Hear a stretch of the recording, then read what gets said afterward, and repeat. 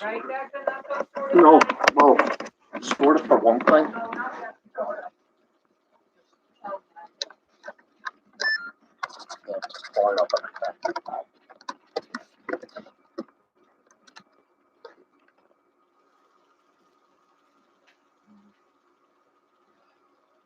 Let's hope there's better snow out of that this season.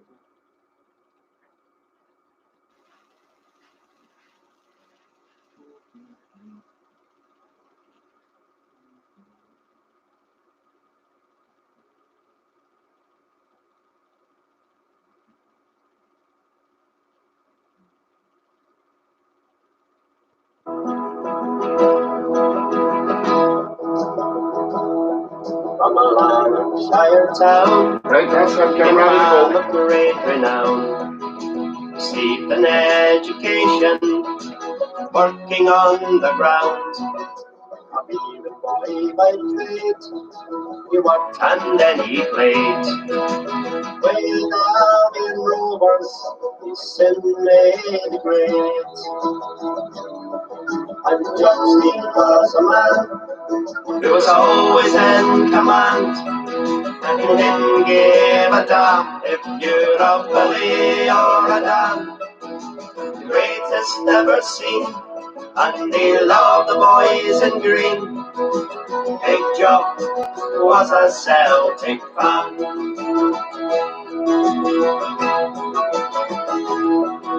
For 7 years or more, he made the Rovers roar. Then in 1950, set out to explore. And when he set out with Craic town, when he started full-time football, a new piece of life was found. And Justin was a man who was always in command.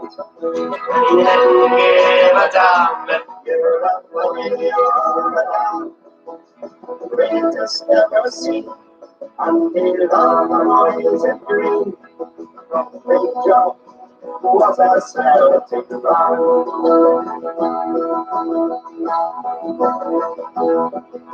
And then he won up late, a simple twist of fate brought him back to Scotland and through the parliament gates.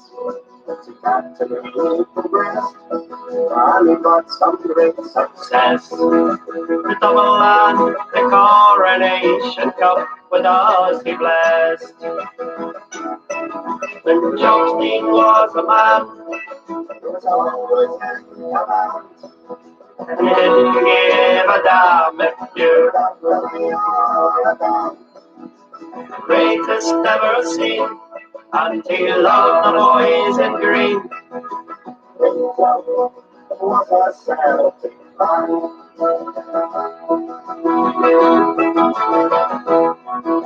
He crossed the country wide to a new Dunfermline side, brought them Scottish glory and a European pride.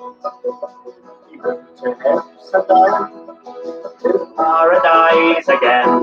Soon the trophy started coming again and again. And Justin was a man who was always in command. And he didn't give a damn if you're a Billy or a Dan. The greatest ever seen, and he loved the boys in green. Big Joe was a Celtic fan.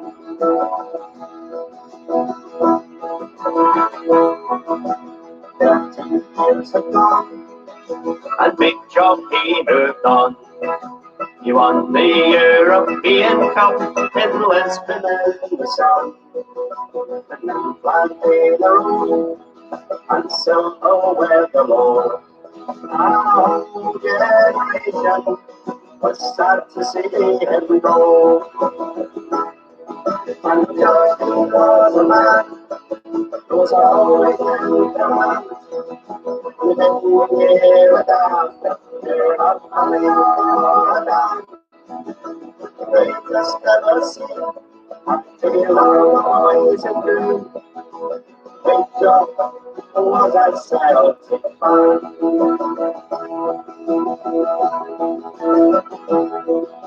Lord was found, but he never settled down. Scottish farmer, how he came back to his native town. And in 1985, he lost such a life. But he left some special memories right up until he died. Cause John was a man who was always in for him. And he didn't give a damn, hear up a living on the greatest ever seen. And he loved the boys and me. His job was a Celtic fan. Job Steve was a Celtic fan.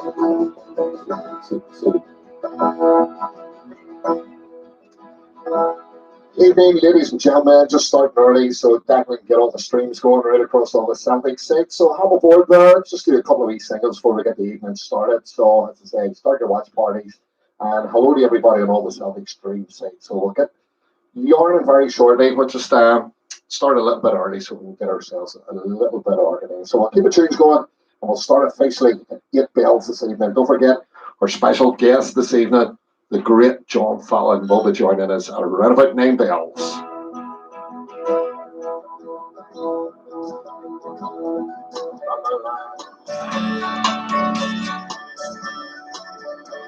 I've traveled around these islands, from shore to shining shore.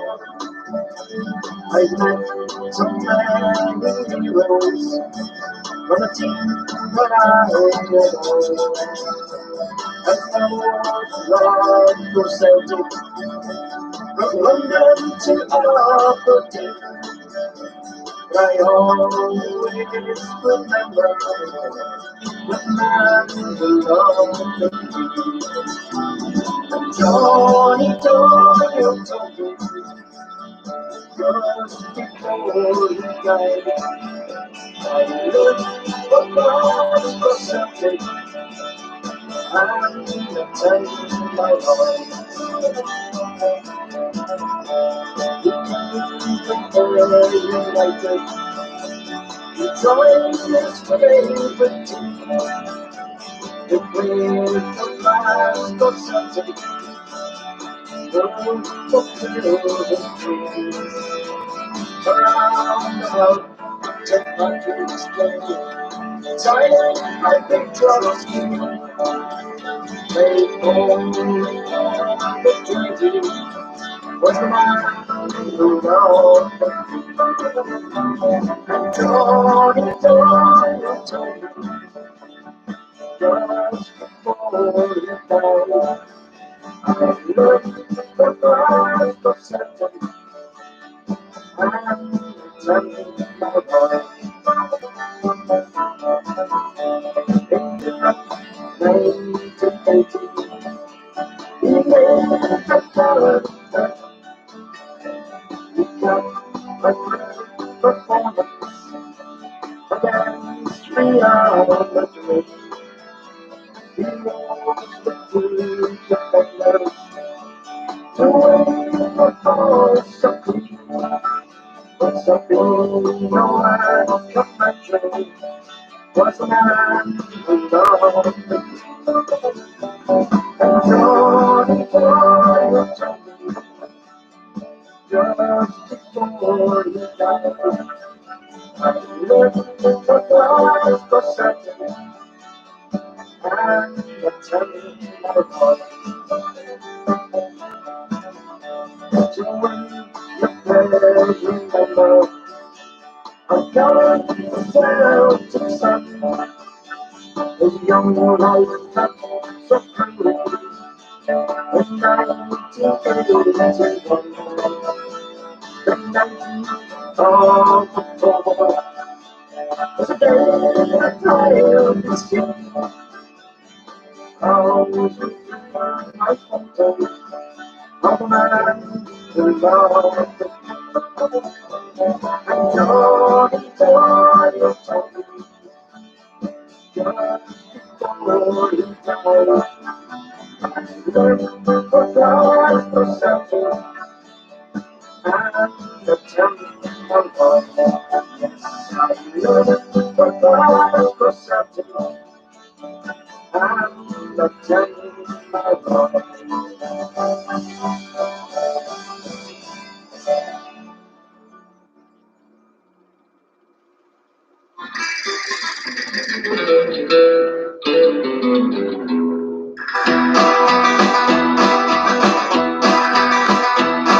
it was in the month of May 2003 when the boys in green were on their way to Spain.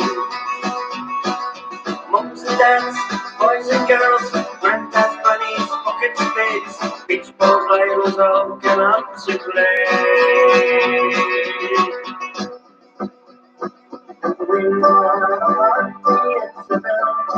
Hey! With the Glasgow Celtic green and white brigade.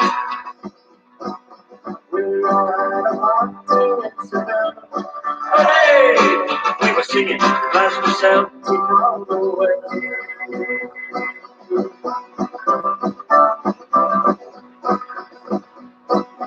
50,000 Celtic fans, managers, and Americans singing, laughing and singing every day. Skipping across from the beach, getting relax the smelly feet, banners draped from every balcony. We are a party in Seville, with the Glasgow Celtic green and white brigade. We are a party in Seville. Hey! We were singing Glasgow Celtic all the way.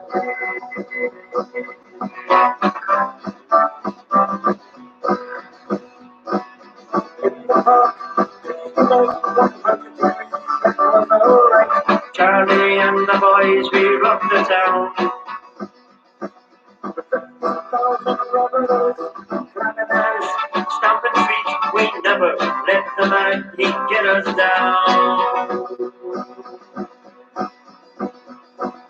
We are a party in Seville. Hey! With the Glasgow Celtic green and white brigade. We are a party in Seville. Hey! We were singing Glasgow Celtic all the way.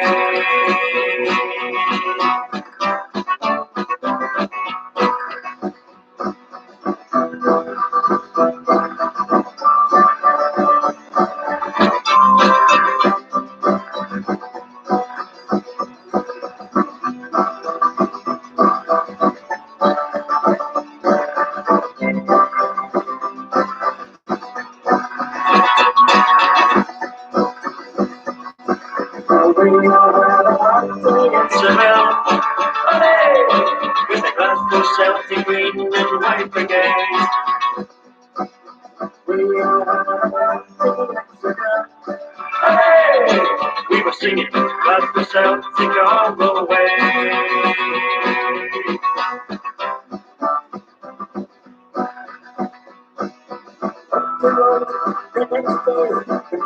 Carried on in Spain, such a sight Seville has never seen. And why did we comply? We turned that town into a sea of green. We are a party in Seville. Hey! With the Glasgow Celtic green and white brigade. We are a party in Seville. Hey! We were singing Glasgow Celtic all the way.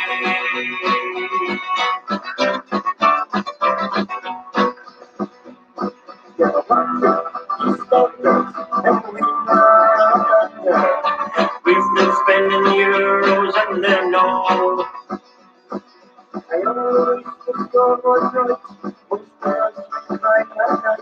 Glasgow Celtic think they're on the show. Hey! With the Glasgow Celtic green and white brigade.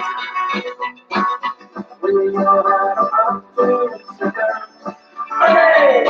We see Glasgow Celtic all the way.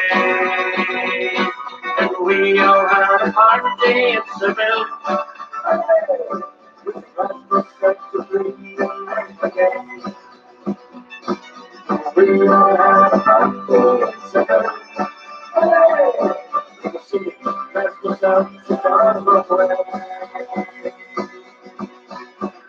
How you doing, boys and girls? A very warm welcome along to the show. It is, of course, Wednesday night, another Saturday isolation night. So we're into week 10 doing these.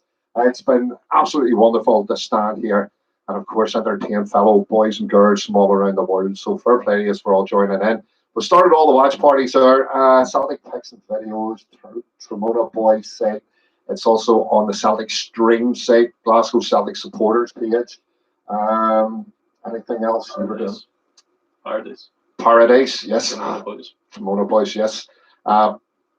Celtic Craic as well.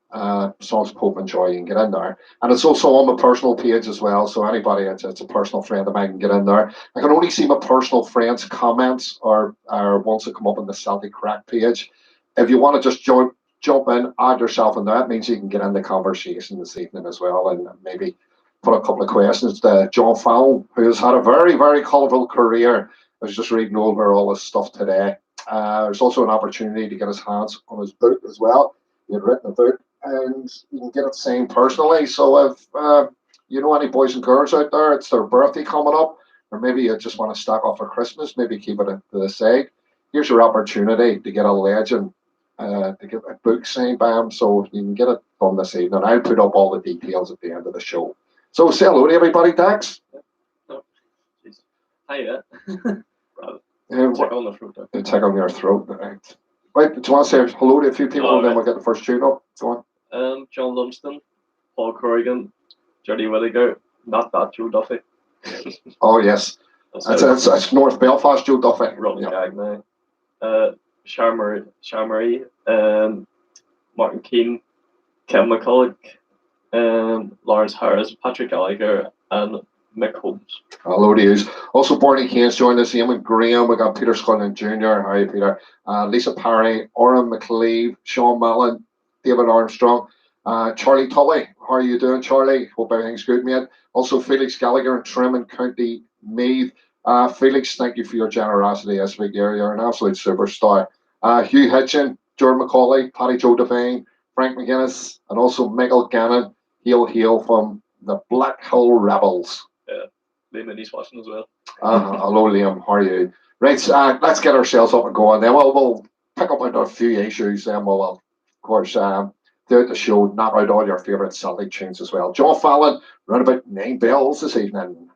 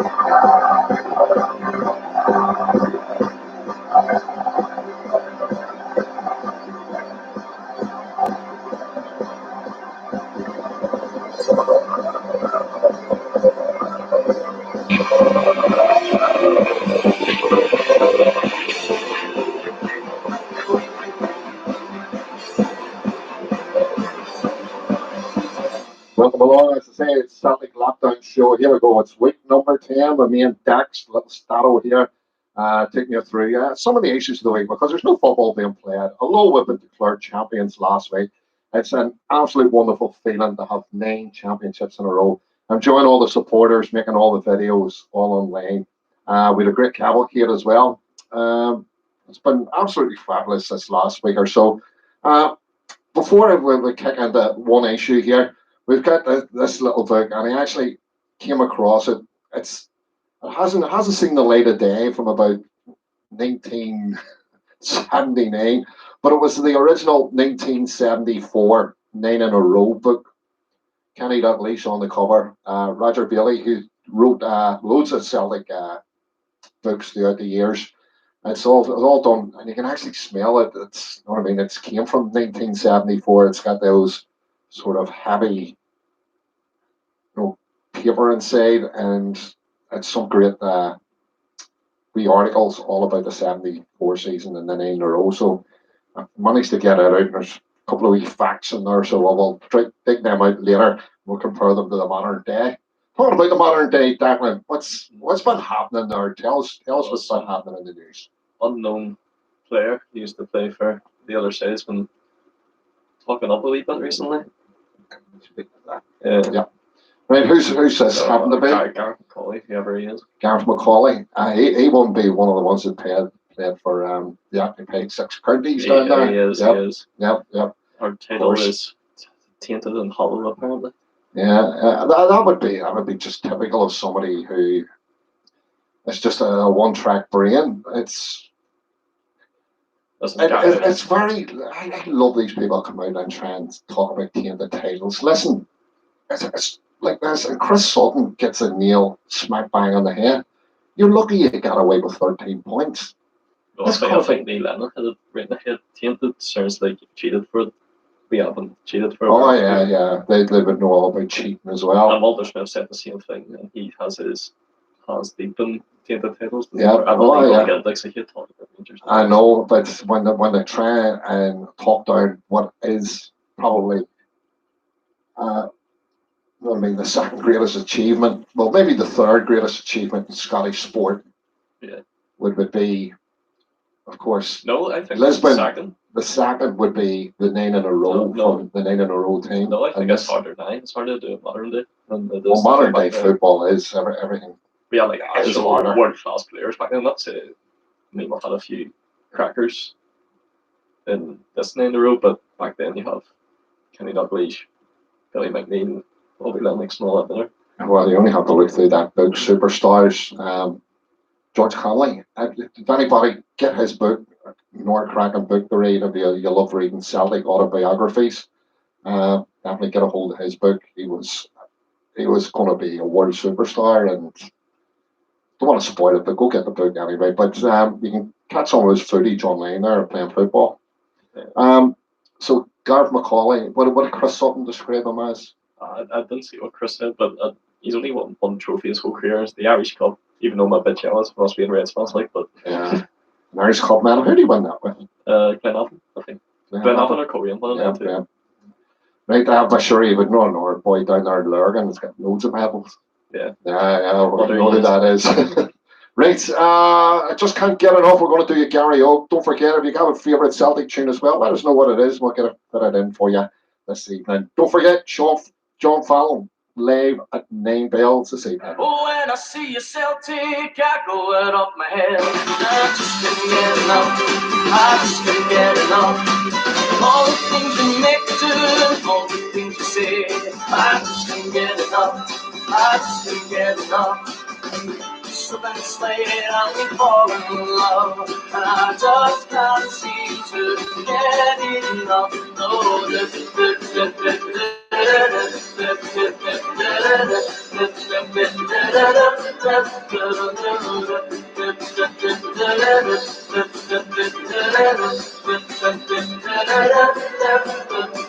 when I see you Celtic, I go right off my head, and I just can't get enough.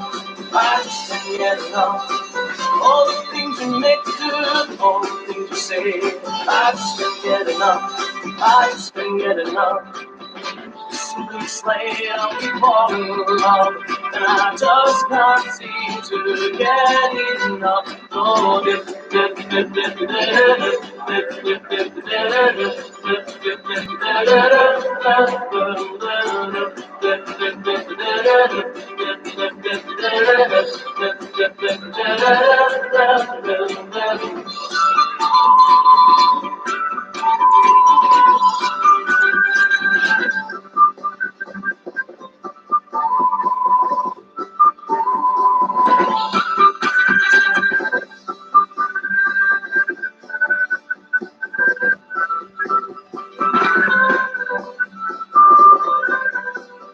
when I see a Celtic, I go up there. I just can't get enough.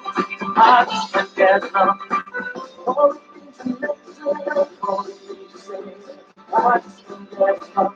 I just can't get enough. Listen to say I'm falling in love. I just want to get enough.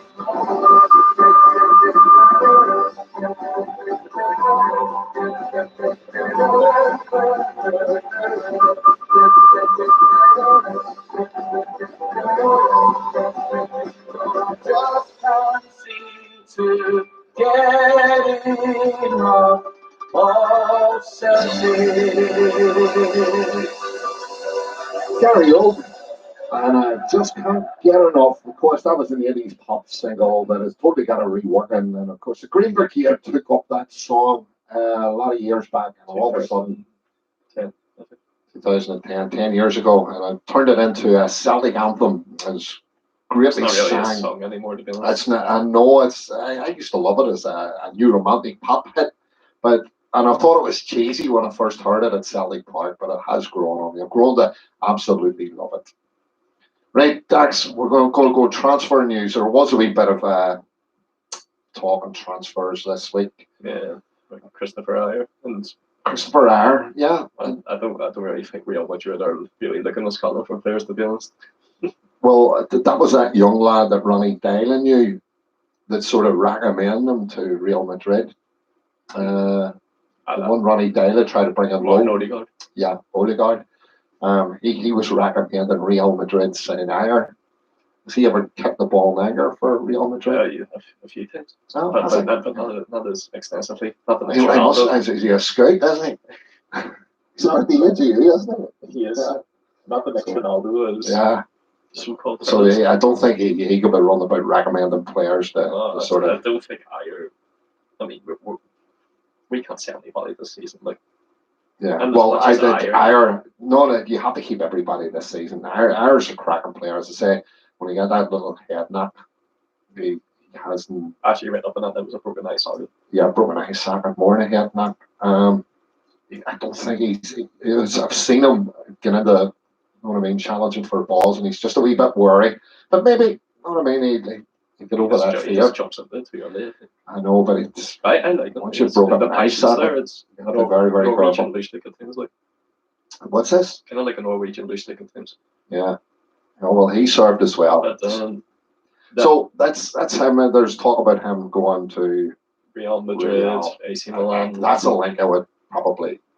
Yeah, dismiss. AC Milan were interested as well. Well, I would see AC Milan. I would see Italians probably. They always like a big centre half in their teams, so he would fit the bill for them.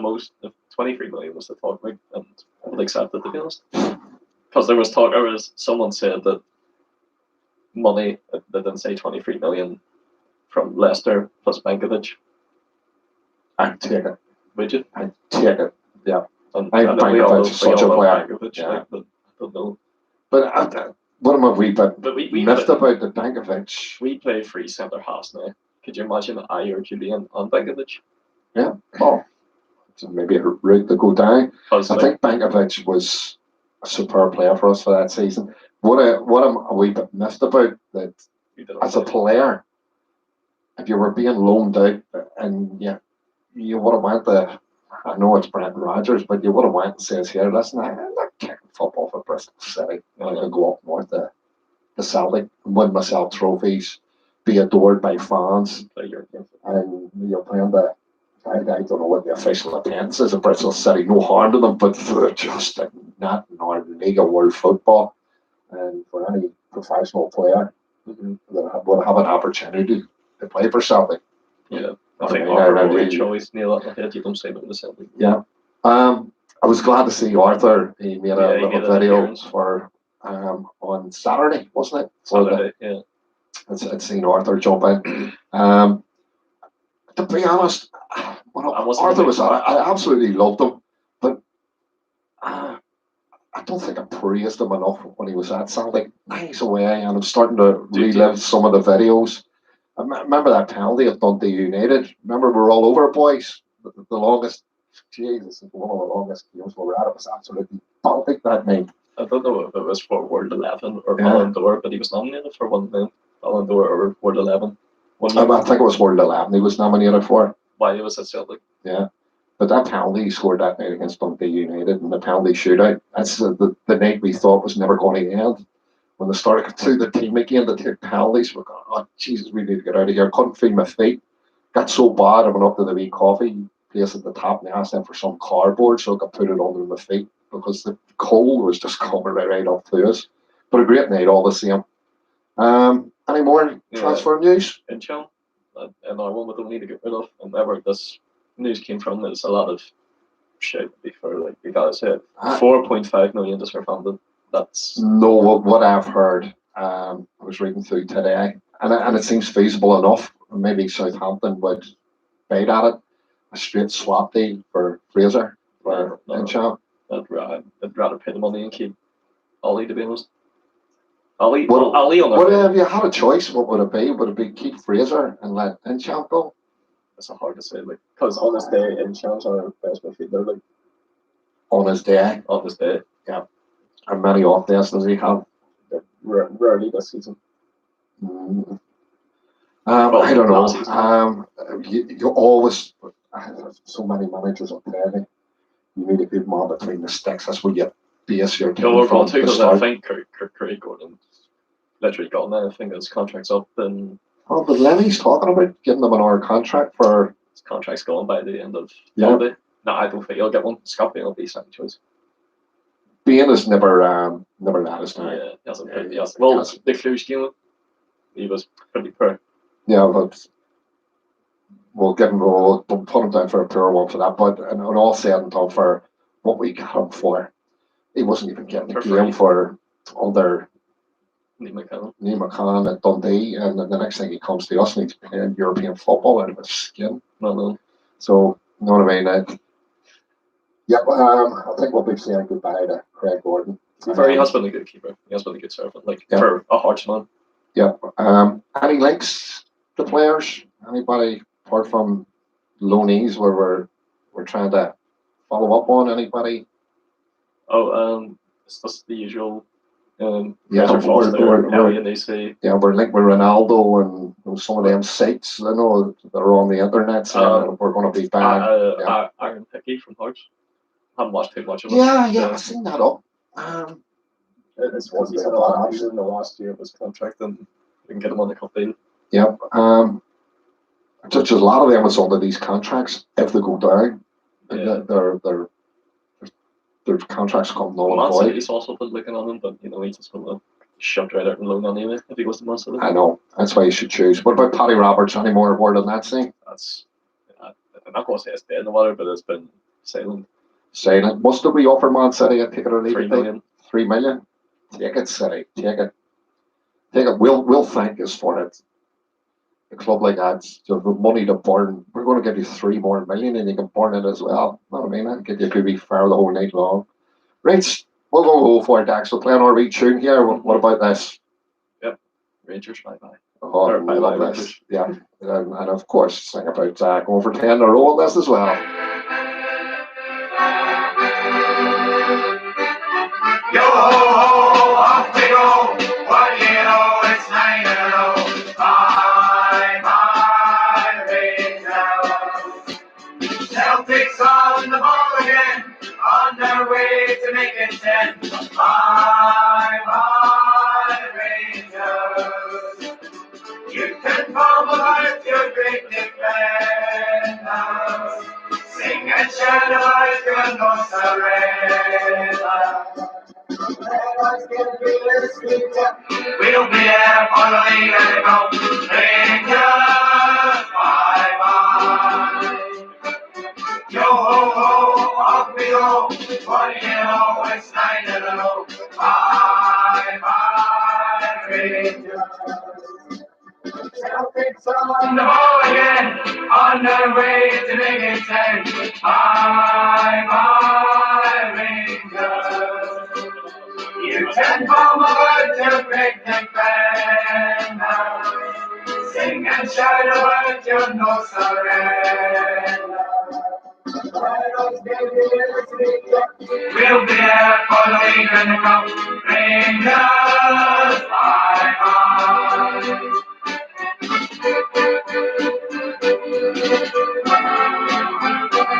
Bye bye, Rangers.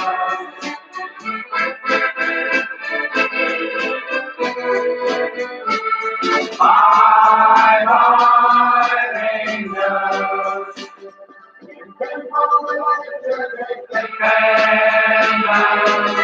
Sing and shout about your no surrender. Let us give you this sweet trip. We'll be there for the league and the cup. Rangers, bye bye. But let us give you this sweet trip. We'll be there for the league and the cup. Rangers, bye bye. Bye bye, Rangers. 10 in a row. That's what we're going for next year. I'm excited for it. Hopefully, you know what I mean, this our pandemic gets itself sorted out and we can start.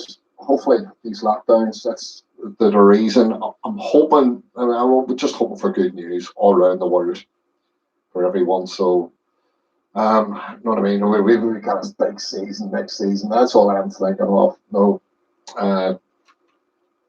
being a Celtic man, it's the lifeblood of a Celtic supporter to get things going again.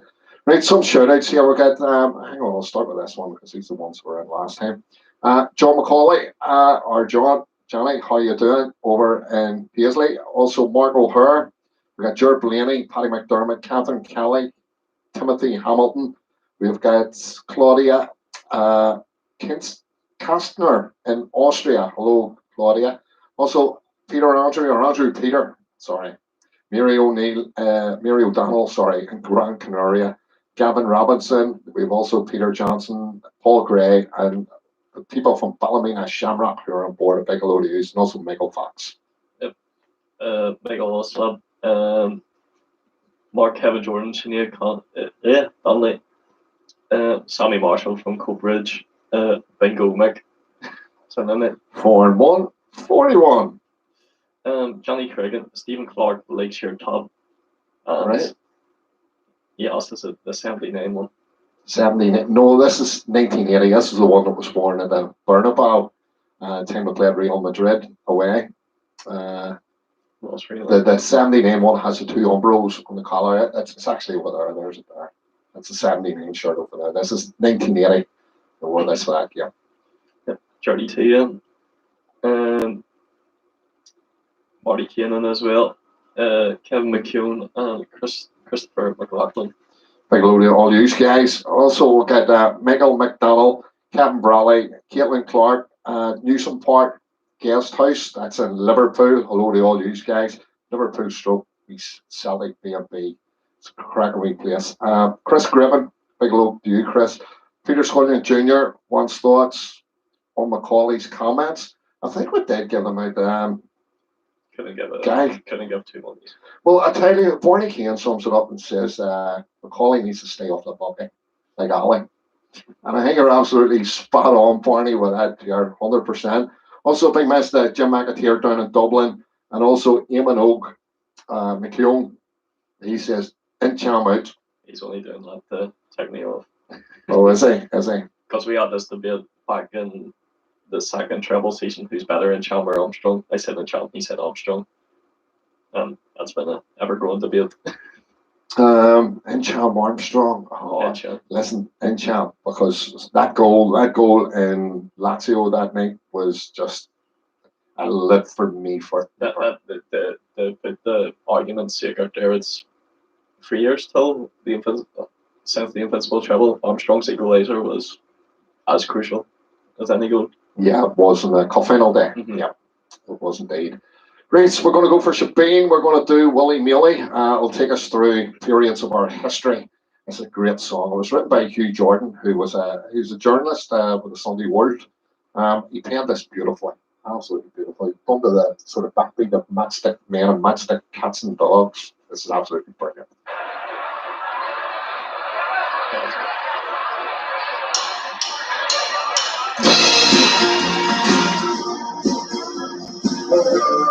Lady was his name. He got some great things to gain. When he was the boss at Celtic Park, got 10 hearts of liquid blood. Made the greatest of them all. Derek and Brett had left their mark. Let's see that. And the game was changed like the royal comic snake. The game of Johnson time, but the golden age. Was now the football race. And as the golden age, just the play football, it was your sense of winning. Old 38 was a show. Glasgow was the place to go. I had a lot of time of life. We had set for all the best. It's anything with a success. Because it's always taking us to paradise.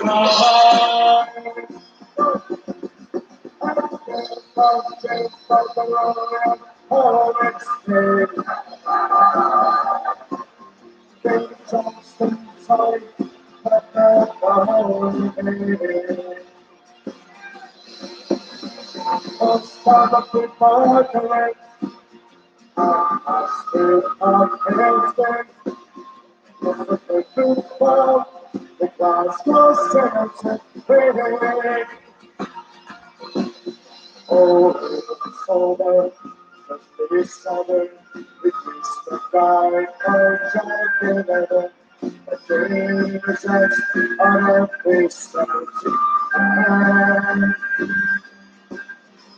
Wilson Bolton and McPhail, where your family is all this well, a Celtic spot, just 7-1. Everything was changed by the rolling 260. The game of Johnson time, but that's the holy thing. Most of the football games are spectacular. It's a big football, the Glasgow Celtic winning. Oh, say, I'm calling so, until the spring time, we have to go. Waiting, I really Celtic fans are to the top. We won the big cup and we brought it back. Was the first time it beat on British shore. Oh, shit! Everything was changed by Royal Albert Smith. Again, Johnson time, but the holy day. Most of the football games are sweet against just the big football, the Glasgow Celtic winning. Over the days, 98, the Celtic fans, we celebrate. Here amongst the others once again. The hearts that beat in a row, but Henrik Larson stole the show. Celtic cup is the words again. And the game was changed by the roaring home in Spain. The game Johnston, sorry, but the holiday. Almost have a good bargain. I speak of instinct. Just a little fault. The guys who sells it. The clothes to me. I think they must take some coming out of Dave Johnson, sorry, but the holiday. Just have a good bargain. Across Africa again, just to play football, the clouds yourself to play. I was the play football, the clouds yourself to play. Giving, of course, they do that best version. Now that's live, recorded in Derry way back in the day. And that is Willie Mealy. Where was it recorded live? Live at no, that one. This, I have no idea. It was a pub in Derry anyway, but yeah, great tune nonetheless. Right, so a few more messages here. Ronnie Drews, they are the bar that's in touch with us, just saying hello. By the way, Ronnie Drews are running a folk day on Sunday. If you want to jump in on it, you're going to have all the folk artists from all over the globe all joining in. It's going to be running for about 12 hours, so add yourself onto the page. Ronnie Drews, I'll get the correct name for it, but if you go to Ronnie Drew's page, the pub page, you'll see the link there. So go in, just add yourself, jump in and out all day, get yourselves in there, and they're running it for the soup kitchen in Donegal Street and also the Markets Development Association. So if you can a few quid their way, they'd greatly appreciate it. But it is a free folk day for you all to join in. So get in there. You get something for free on a Sunday. Enjoy. Also, Paul Hasney, big mention to you. Also, James McDowell. How you doing, James? Seen you out barbecuing that day. Fair play to you. Also, Joe Quinn Jr., JP McHugh, Richie Crothers. Who else is in there? Can't really see out there. I can't even read that. Your mummy's reading. Paul Leonard, Magellan McCormick, Christopher Holmes. He's in Charlotte in the USA. So, welcome along, Christopher. You're our first American listener in this evening. Also, Sean O'Lee, Fraser McLeod, Cope Bridge in Scotland. How you doing, Fraser? You're one of our regulars too. And Ailey's boys in with us. So, don't worry, you haven't missed anything. 9 o'clock this evening, we're going to bring in John Fowle. John has got some very interesting stories. He played some games as well. And of course, he was the substitute goalkeeper in the 67 Lisbon final. If you were good enough to join us on Monday, John told us what it was like just before the game. He gave us a wee 15 minutes run up to the 5 o'clock kickoff, which we did here. We broadcast it live on Monday, and it's still on the net there if you want to go and watch it, the game in full, and also John's analysis for them just going onto the pitch. And he came in at half time and told us what they were up to at half time. Amazing. And couldn't get it out of my head after he had told me himself, Sean Fowle, and Ronnie Simpson left the changing room and went out for a quick fag at half time in a European Cup final. It was in the showers. So Was it in the showers? Jesus, I'm just, the main boggles, doesn't it? Yeah. But that was football in the 60s for you. But what a story, Brilliant. Right, what else we got, Dax? Another request from Kev. Well, Kev's looking at an old Celtic tune there, isn't he? I see Celtic in the ball. Well, yeah, I know which one he's talking about. CELT, I see Celtic on the ball. I think the Greenberg here is starting to chant that now, so you might get a wee bit familiar with it. So what? Shortly after 8:30, we're going to do Highland Paddy. Then we'll get Kevin's request straight after it. So enjoy this. One of my favourite tunes of all time.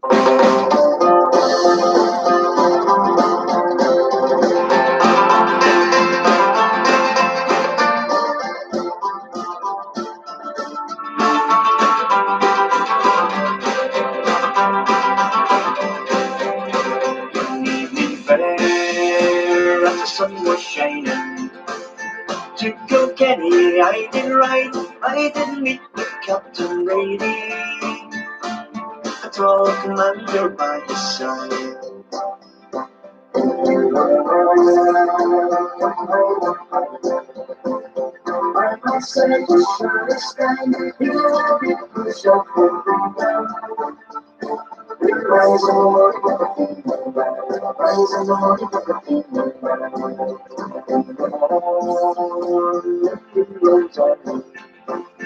Just before the break of dawn, blackbird singing in the blues.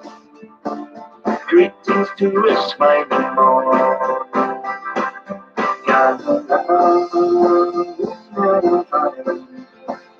Gather fiends, all down the sword and muskets. Spell is but the bullet in the crowd.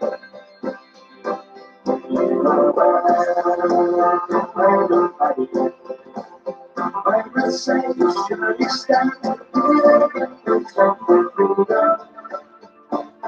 Rise on, rise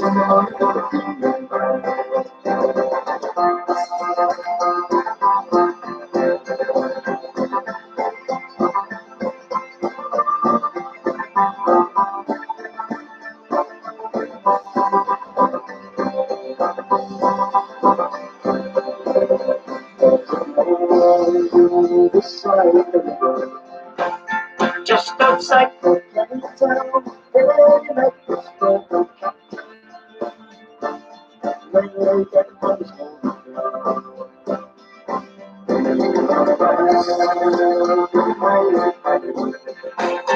by my side, you surely stand.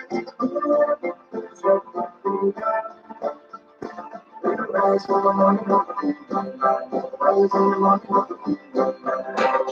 There's a great soul. My love stake of pain, there you lay a noble captain. Birds were silent,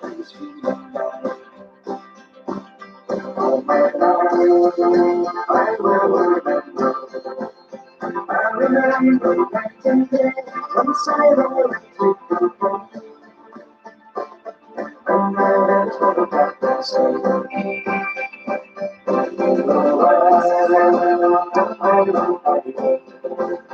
By my side, you surely stand.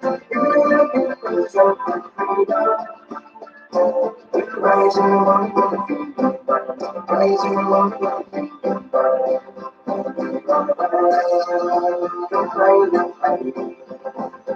By my side, you surely stand. Rise in the morning of the kingdom, rise in the morning of the kingdom, rise in the morning of the kingdom, rise in the morning of the kingdom. Tune. I love it. Highland Paddy. Should be something more to go. I think should be something more in Celtic punk. Yeah, it's a great tune. Great tune. Right, on this day, 2017. 2017, yes. Yeah. Celtic 2, Aberdeen 1. Yep, an invincible season. Remember back with that. Most nerve-wracking game ever. Yeah, the whole season. You remember how it started off. We were on holiday. We were watching them playing Lincoln Red Imps, and it was going, what's going on here? We all thought, Jesus, what's this guy playing? We're playing Lincoln Red Imps, and they've beat us 1-0. But we all knew it was just a blip, and we we come back with Dundee, and we always remember coming back when we took him back to Celtic Park. The atmosphere was absolutely outstanding. Yeah, because it was first competitive game in the Safe Settlement, so Yeah. that's why. And the Craic in there was absolutely amazing, absolutely. Then it sort of just built and built and built for the whole season. I just thought, I mean, once we got the first cup under our belt and we hadn't been defeated yet, we weren't talking about going through a season undefeated. Remember, the press had brought it up.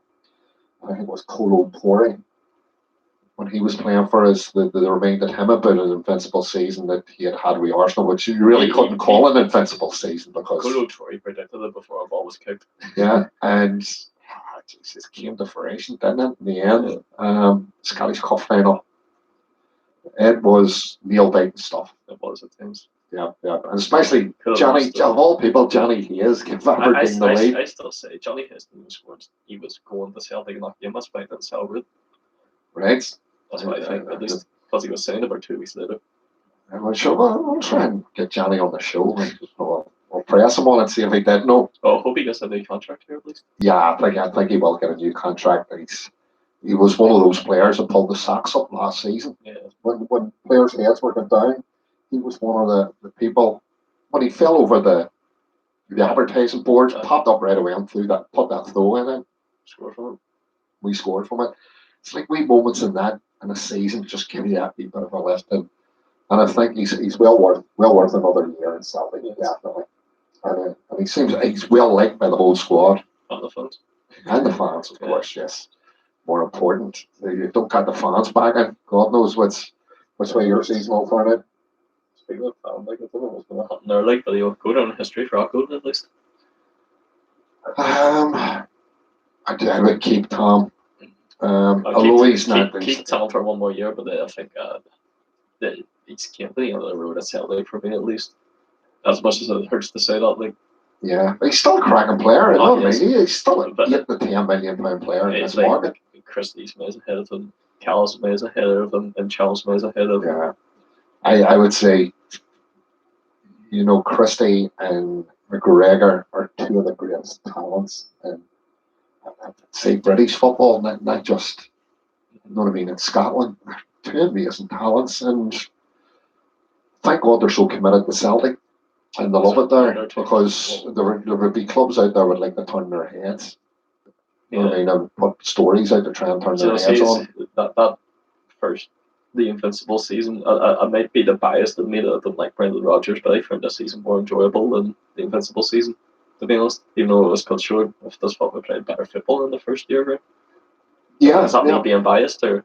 No, I've enjoyed the season as well. Because I just think the European factor this season beat that season, to be honest. Because let's be honest. I think when Rodgers left last season, I just say it, I think he went at the right time. I'm going to be honest. As much as we were all annoyed of it, other teams had worked us out. It worked out which way Rodgers played football. It got boring, and to be honest, we fell across a lane in a lot of games. Someone on Twitter about it, but I won't get into it because he pissed me off. But see, even from when Lennon took over from the Hearts game till the Hearts game of the cup final, we still played Brendan Rodgers football, and it was still boring then. But as soon as we got the first game of last season started, and we kept on going, and we were scoring 5 goals near enough a game, I found that more enjoyable than some of the stuff. All that last season was missing was just pumping in, and we were going to do it at Ibrox. Yeah, it was on the cards. They were lucky to see the season out when they did. But yeah, that's another story. But next week, I'm calling this our nice for next week. We're doing Lennon versus Rodgers. Who was better for next week's show? Lennon versus Rodgers. Yeah. But Lennon versus Rodgers. Yeah. Well, who's going to argue for Rodgers? I certainly wouldn't argue. No. Are you going to do? I do Lennon, you do Rodgers. No. Oh, you have to have an impartial view. I can give facts for both of them. I can argue both cases. I'm not saying I'll say this. I think Rodgers came on a. I like Brendan Rodgers as the manager. I don't like Brendan Rodgers as the man.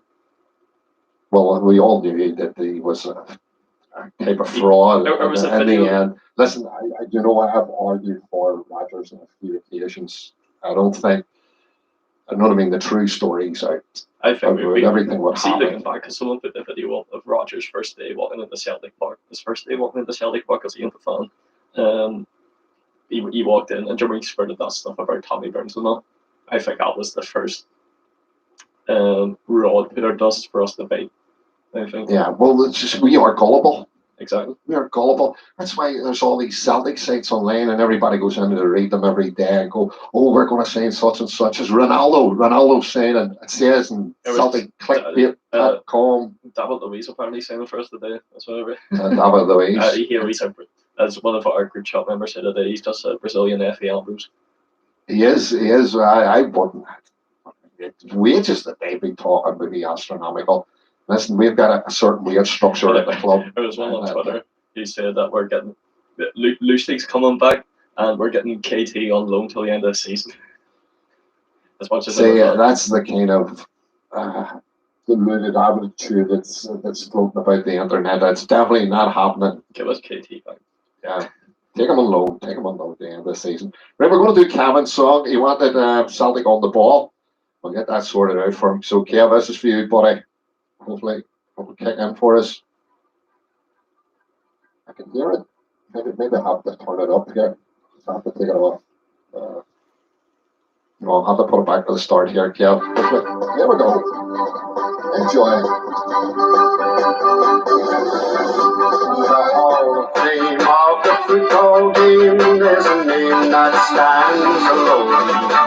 It's a Glasgow team and it reigns supreme where the game of football's known. The men all and around the ball, and we know they don't take long. And the others fear when they hear us cheer as we sing the Celtic song. C-E-L-T, I see Celtic TV. I see Celtic on the ball. Each man ready to run steady. They will stand where all the others go. Shout it loud like shout it all aloud like shout it in the crowd like anywhere call. C-E-L-T, I see Celtic. I see Celtic, Celtic on the ball. When the weeks were done and the games begun, and there's one we cheer the boys. Through the victory that we hope to see, then you'll hear a brand new noise. It begins so low and it starts to grow till it shakes the football ground. Then the cheer rings out in the mighty shout of a certain Celtic sound. C-E-L-T, I see Celtic. I see Celtic on the ball. Each man ready to run steady. They will stand where all the others fall. Shout it loud like shout it all aloud like shout it in the crowd like anywhere they fall. C-E-L-T, I see Celtic. I see Celtic, Celtic on the ball. To the whole world there's a challenge hurled, and it says come one, come on. For we watch with pride as the Celtics side as the answer to the call. If the game is rough, then the boys are tough, but we always play it clean. For the game's a thing, and the song we ring is a song of white and green. C-E-L-T, I see Celtic TV. I see Celtic on the ball. Each man ready to run steady. They will stand where all the others fall. Shout it loud like shout it all aloud like shout it in the crowd like anywhere at all. C-E-L-T, I see Celtic. I see Celtic, Celtic on the ball.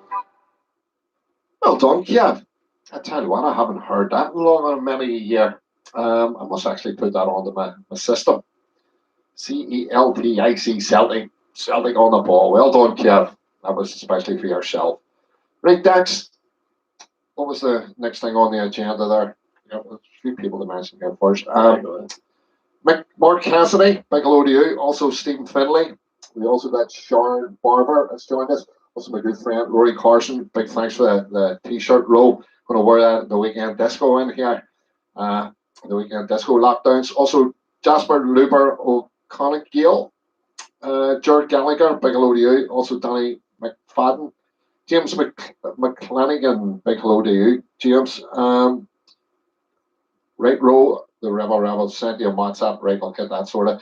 Also, John McElroy. John, hope you're settling in your new apartment well. And also, our good friend Christy Bailey has joined us as well. So, very shortly, I know he's really waiting here in some of the crack from John Fowle, who was the Celtic goalkeeper. He was there at the Lisbon final. He was the substitute goalkeeper. And he also played in, because we're going to question him on it, the World Club Championship final.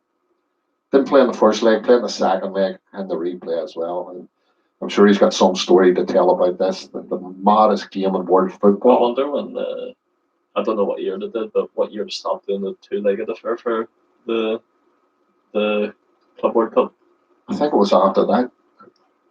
We've been Celtic, we won the first game 1-0, was it? Yeah, well, it's playing in a neutral venue, you see now. Yeah, so it was the way it was done was two legs. But I don't know if we won the 2 first and 3, how you're going to get the Monte Carlo. Like. I know. That's an expensive joint. Like. I would love to know. Did any Celtic fans ever make that journey? It was over to Argentina, and the replay was rearranged for I think a week later. Let's see. A week later. I'm not too sure. Hang on. Might have been a few days ago. Yeah, it's there somewhere, but it was rearranged maybe after, 5 days or something later, after negotiations, and it was in Paraguay, I think it was, into Montevideo, and it was just mental. So, see if it was playing in Europe, was playing South America, may as well North America or. Well, that's the way it was done then, but now it's just a.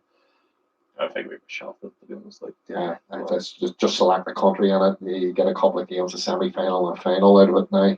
Of course, Liverpool won it last year, so. But they have to now it's world champions. It's like a quarter-final, semi-final, and final now. But the Champions League winners when they go. Yeah, they only go in at the semi-final stage. It's mad. Mad, absolutely. It's all money generated. It's FIFA putting their fingers into world football because it's a FIFA European champion. European Champions League winners. The only year I haven't seen a Champions League winner win it was Manchester United. Corinthians beat Chelsea. No, Manchester United could beat them as well. Who did they play? I don't know. I can't remember. I'm not a Man United fan, but I remember they could beat. They actually pulled out of the FA Cup maybe that season, and they went over and they ended up they got beat over there. Sure, look at the way that Liverpool done the best way. Even though they sent out the kids for cannon fodder against Villa, but they were well beaten that night. But here, listen, we're making our way towards John. We'll do a couple of Lisbon Lion tunes. Because 53 years ago this week that the Holy Grail of football, world football, was brought to Glasgow and never ever be replicated again in world football. 30 mile radius, all these lads grew up in, and they brought home the biggest prize in world football in the Glasgow. God bless each and every one of them.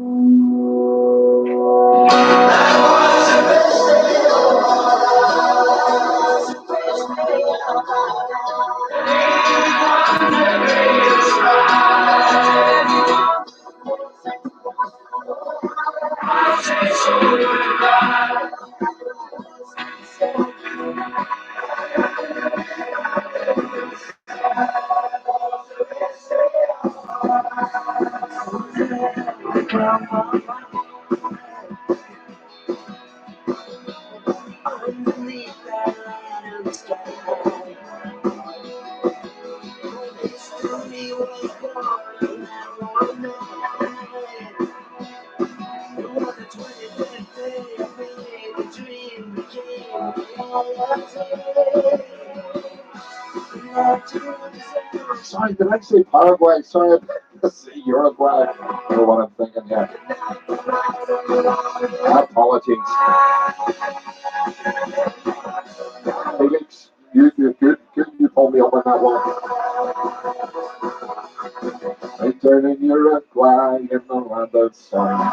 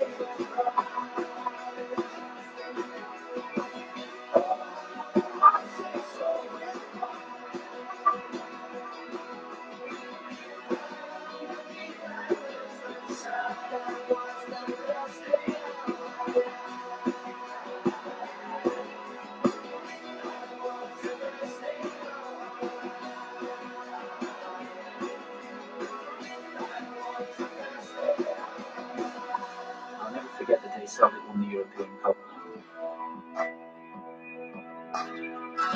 That glorious victory etched in the memory of every supporter the world over. The inspirational display of the Lisbon Lions that summer passed into football and folklore. But the example of these difference. That passion and emotion will live with me forever.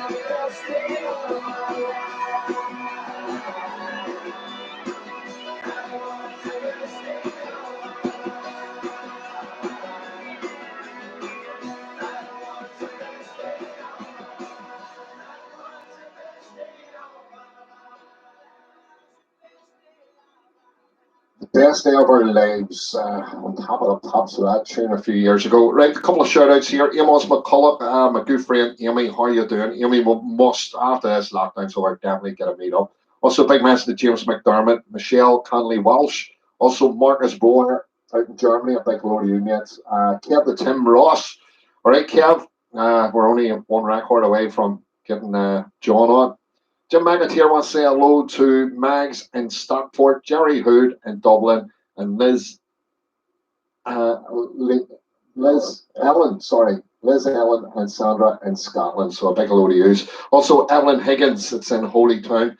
Big mention to you, yes. Yeah, some song Chris here. Christopher Holmes wants the Green Fields of France. Joe Duffy wants 40 Clover, and Peter Scully Jr. wants Spirit of 67. Right, put them up there so we will remember. Also, we've got an exclusive single we're going to be playing this evening. I've just had a wee look there online. We're going to do the brand new single from Glasnevin. Kieran Davenport and Connor Kelly have recorded it. and it's going to be the Johnny Thompson song. Now, I haven't listened to it myself, so I'm going to make it an exclusive. Hasn't been played on the airwaves at all, and it's going to be played this evening. We're going to play it after the interview with the great John Fallon, who's coming up very shortly. So don't forget, that's another exclusive we've got this evening. The brand new single, just recorded today, and we're going to get the first chance to play it on a program this evening. So listen out for it. I'll give it a big introduction when we're ready. So we'll do the Quadrophenian 67 straight after this. We're going to have John Fallon on the phone, so it could be all fun and games with John. So here we go.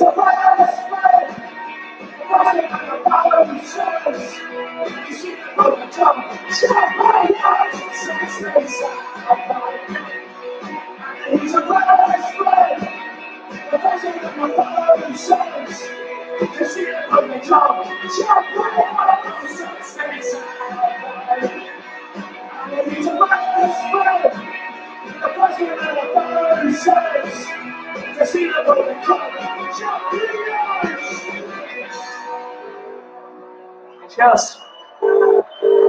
Cheers. That was good, wasn't it? Quadrophenians 67. And now we're going to introduce. Hello, John. How are you doing? Welcome to the show, mates. Everything good, mate? Yep. All good. All good. How's yourself? I told you to put the lights on because you're sitting again like, you know what? I know. Here, Brenda, can you switch the lights on? No, you're okay now, I can see you. You're better now. I'm a better now.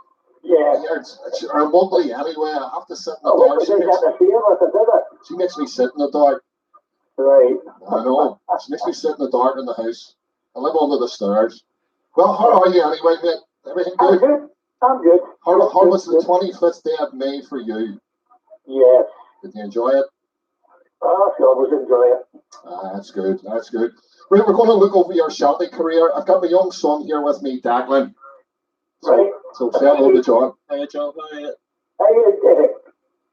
I'm good. Now, wait a minute to put this off. Oh, you getting the echo? But there'll be a couple of seconds delay, so if you I'm want going to use off. I'm sitting watching your Facebook. yeah, but there'll be a slight delay in it. That's it off. Hey, Happy days. Right, let's go for it. Right, we're going to go look back on your Celtic career. Right, so we were born on the 16th of August, 1940. 16th of August, yes. What a great day that was to the Fallon family. Yes, it was indeed. And your family, there's Irish heritage there, isn't there? Giva, over in Sligo. Yep. And who came from there? Who came from County My Sligo? grandfather came from Sligo, Giva. Right, so And I've been searching the history of the family.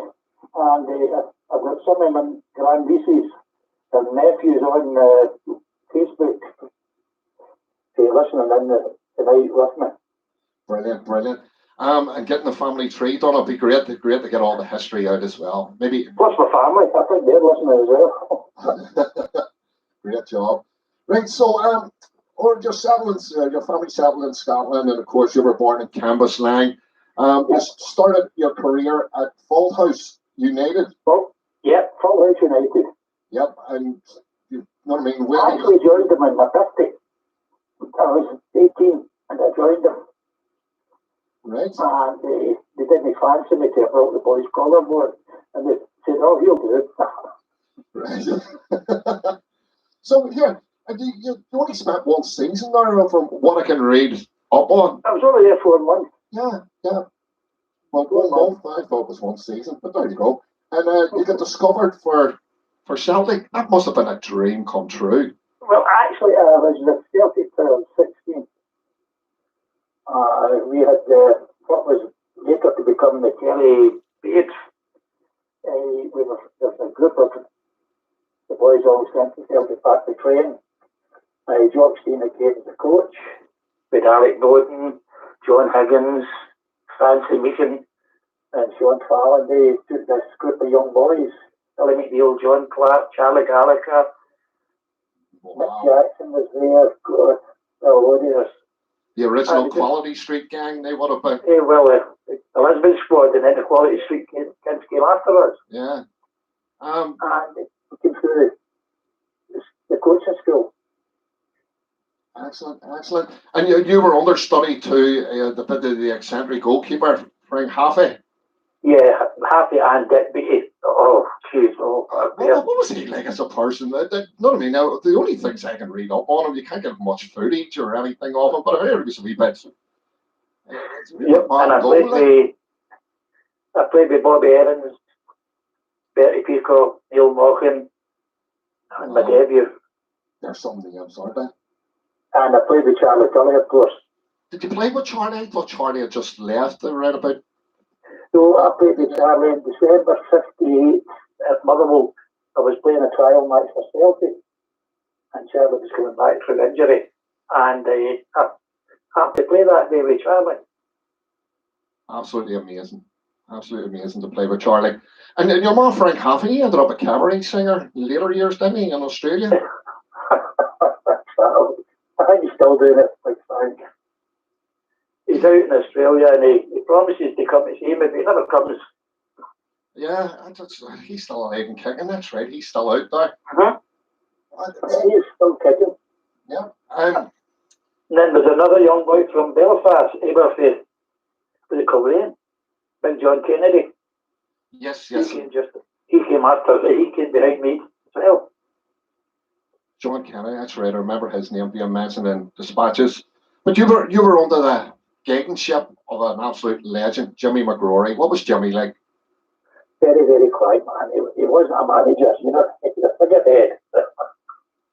And I remember one game he said to Donkey Mackay, get the ball out of the corner flag and get it across. Donkey says, what, the ball at the corner flag? That's how simple. You wouldn't have got away with it, like a manager. But the way some of the senior players spoke to Jimmy was terrible. Yeah, for such a legend, like, you know what I mean? But we've always heard he had a very quiet demeanour about him. He wasn't, you know what I mean, prolific goal scorer, but he just hadn't the management in him. And when you think he of... was a gentleman, that was, he was a real gentleman. Yeah, and you think... I remember I got called into his office, but I said, what have I done wrong, Mr. McGrory? He says, I believe you bought a car, John. I said, that's right, huh? He says, I don't have a car. And if you ask permission of you to see if you can get a car. And I went, I'm very sorry, I didn't know about that rule. Are you serious? Did he? No, I'm not. I'm serious. No. He had a club car and never used it. Right. He always came from Paisley Road, that's Neil Road, with the tram car. Yeah, he didn't live too far from Parkhead. Not joking. He was sitting across the road from the Ibrox and big fancy houses, and he came by public transport, a tram car, from Paisley Road to the Central Station, from Central Station to Celtic Park every day. Never used his car. That's absolutely amazing. Like, but it's playing under Jimmy McGrory. As you say, he wasn't in for management style, but he had some players at his disposal, didn't he? You just mentioned them there, and what he had. Yeah. And I was fortunate. I played in the floodlight. That was my first big game, opening of the floodlight at Celtic Park. That was Clade, against Clade? Right, no, I played against Wolves when they opened the floodlight. Oh, yes, they come up for the friendly game. Yeah. Wolverhampton had just won the league in England and they came up to play us. And that was my real big game, you know. My debut was with Clyde and then Aberdeen, that road, Hibs, Thistles and that. But a real big time game was the opening of the floodlights. Yeah, and what did it feel like to be a fan? And it was great going to the games, you know. To think of the games I've seen Celtic winning. 51 the Scottish Cup, 53. I missed the St Mungo Cup game, 53 the Coronation Cup, seen every game. Oh, class. And believe it or not, 1957, October 57, I seen the 7-1 game. Oh, did you and see I it played as with well? some of the players just within a year. Yeah, my father went to that in 57. A load of people from Belfast headed over. Oh, yeah. That was it. Now, to spell this, because my dad always talked about now when he headed over with his mates, one of them, and his son's listening here as well. Like you know that's Jim, a bigger. was singing, the Celtic fans, that was just as big as winning the European Cup, that, my friend. Yeah. Jim McAteer's listening, and they sang, his daddy played the drums. They come over from Belfast, and he tapped the drums while they were all singing "You'll Never Walk Alone" getting up to the stadium. Oh. So I know this argument that Liverpool fans say we sang it first. Well, I wouldn't doubt all these old boys when they spoke about singing "You'll Never Walk Alone," walking up to the 57 Cup final with Paddy on drums. Absolutely brilliant. Yeah. Would you be the same that you've heard Celtic fans sing it long before Liverpool fans sing it? Oh, yeah, we done everything before they did. Oh, of course we did. Right, so it's 57 Cup final. Amazing to know you were there. Right, we're going to go through your career. Your debut, as I say, was a league debut against Clade way back in 1959. Yeah. And you just get into the squad there. How did you feel about establishing yourself? See, I didn't know anything about it. It was the Sunday night. I was a part-time player at the time. Yep. And when the boys said, your name's up the list. Every Thursday night, they put the list up in the dressing room to report on Saturday. And I went, and my name was on the list down near the bottom. I went, oh, aye. They must have just bring me in to get, the experience of with the first team. And when I got there on the Saturday, I think it was a Saturday morning, one of the newspapers said the pounds of gold went up. And my mother and father, my late wife Esther, was her birthday. It was on about 25th of September it was, and I couldn't believe it. I was to go out and play, you know. I go through it. That was me. It just, I relaxed. Gary Peacock was a great man, and he made me relax. And I remember that. And then we went up there road. From there on, then I got a bad injury against Partick Thistle. And that put me out. I played about 10, 12 games. So it could have been a good run. I got an injury at work. That was me for a year. Yeah, you were a mechanic, weren't you, as well? Yeah, yeah, diesel engineer. Hard to believe you did, know what I mean? In a professional game now, they wouldn't let you near anything like that. No, for all the young kids listening out there. We were always told to have an apprenticeship in case you never made it at football. You'd always somewhere to go back. Yeah, something to fall back on. And so you had that injury, and it was not until around about 62, 63 season. I got another injury as well. Yeah, and got back into the team. Yeah, and I played in Derry that year, 1960. I played in Derry. Right. And Charlie Tully was playing with Cork Hibs. That's right. He went over to Manny's Cork Hibs. Yeah, that's right. Yeah, I was called in the night of the Real Madrid Eintracht game to get to Port Stewart. We were playing in the Thursday night, so I had to go in the overnight boat. And I played in Derry, and then I played in Dublin. We played 4 games: Limerick, Cork, Dublin. Came back the boat. That was a funny one. My father was putting me down at the fair, down at the Broomer, and he said he wants a cabin, and there's got to be this, and there's got to be that. And the boy says, "Where's he going? He's only 18. He's just a young boy. He's got to play for Celtic tonight. The Celtic don't go. They're set class." And my father just grabbed the boy over the boot. It's going to kill him to Celtic's first class year. Unbatched. And that was it. Oh. And he knew the purser on the boat. So the two of them brought me in, left me, and the two of them went to the bar. And that was it. They went to the bar, eh? Left you as an 18-year-old. Crazy days then. Well, wasn't they? So you got yourself into a bit of fitness, got yourself up and running again. You know, we run in the Cup Winners' Cup in 63, 64. We were involved in. Yeah. Yep. I actually watched one of the games on YouTube during the week there. Yes, the games are on. It's great to see that footage come up, like, because I don't know, it's great. Slovan Bratislava, Zagreb. Yeah. That's Zagreb. Yeah. Yep. And the Budapest, 3-0 apart. That was a shambles in Budapest. Yeah, out there, and we lost 4-3. Actually, I played against Valencia, 64. I didn't know it was I played against Valencia. No, 63. I played against Valencia. I pulled in at the last minute for half over in Valencia. Right. And then Benfica. Barcelona. We were playing Barcelona, 64, over in the Nou Camp. That was in the first team. And Alec Carman said to Sean Fallon, "See, you need a bit of experience, and I put Ronnie in." And they said it right in front of me, and I've come round and called him for all the. So I was dropped, and that was it. And Ronnie got a run. Then when Jock came back, I was back in the team. Sean just changed everything round. I don't know, but so a few words said to some of the directors as well why I wasn't playing. I know what happens behind the scenes in football. You know, you got the body under the stick over it. Like, you know, to be honest, they're looking over your career. Yeah, I was lucky that a few good directors that preferred me to other people, but that was it. But they had no choice.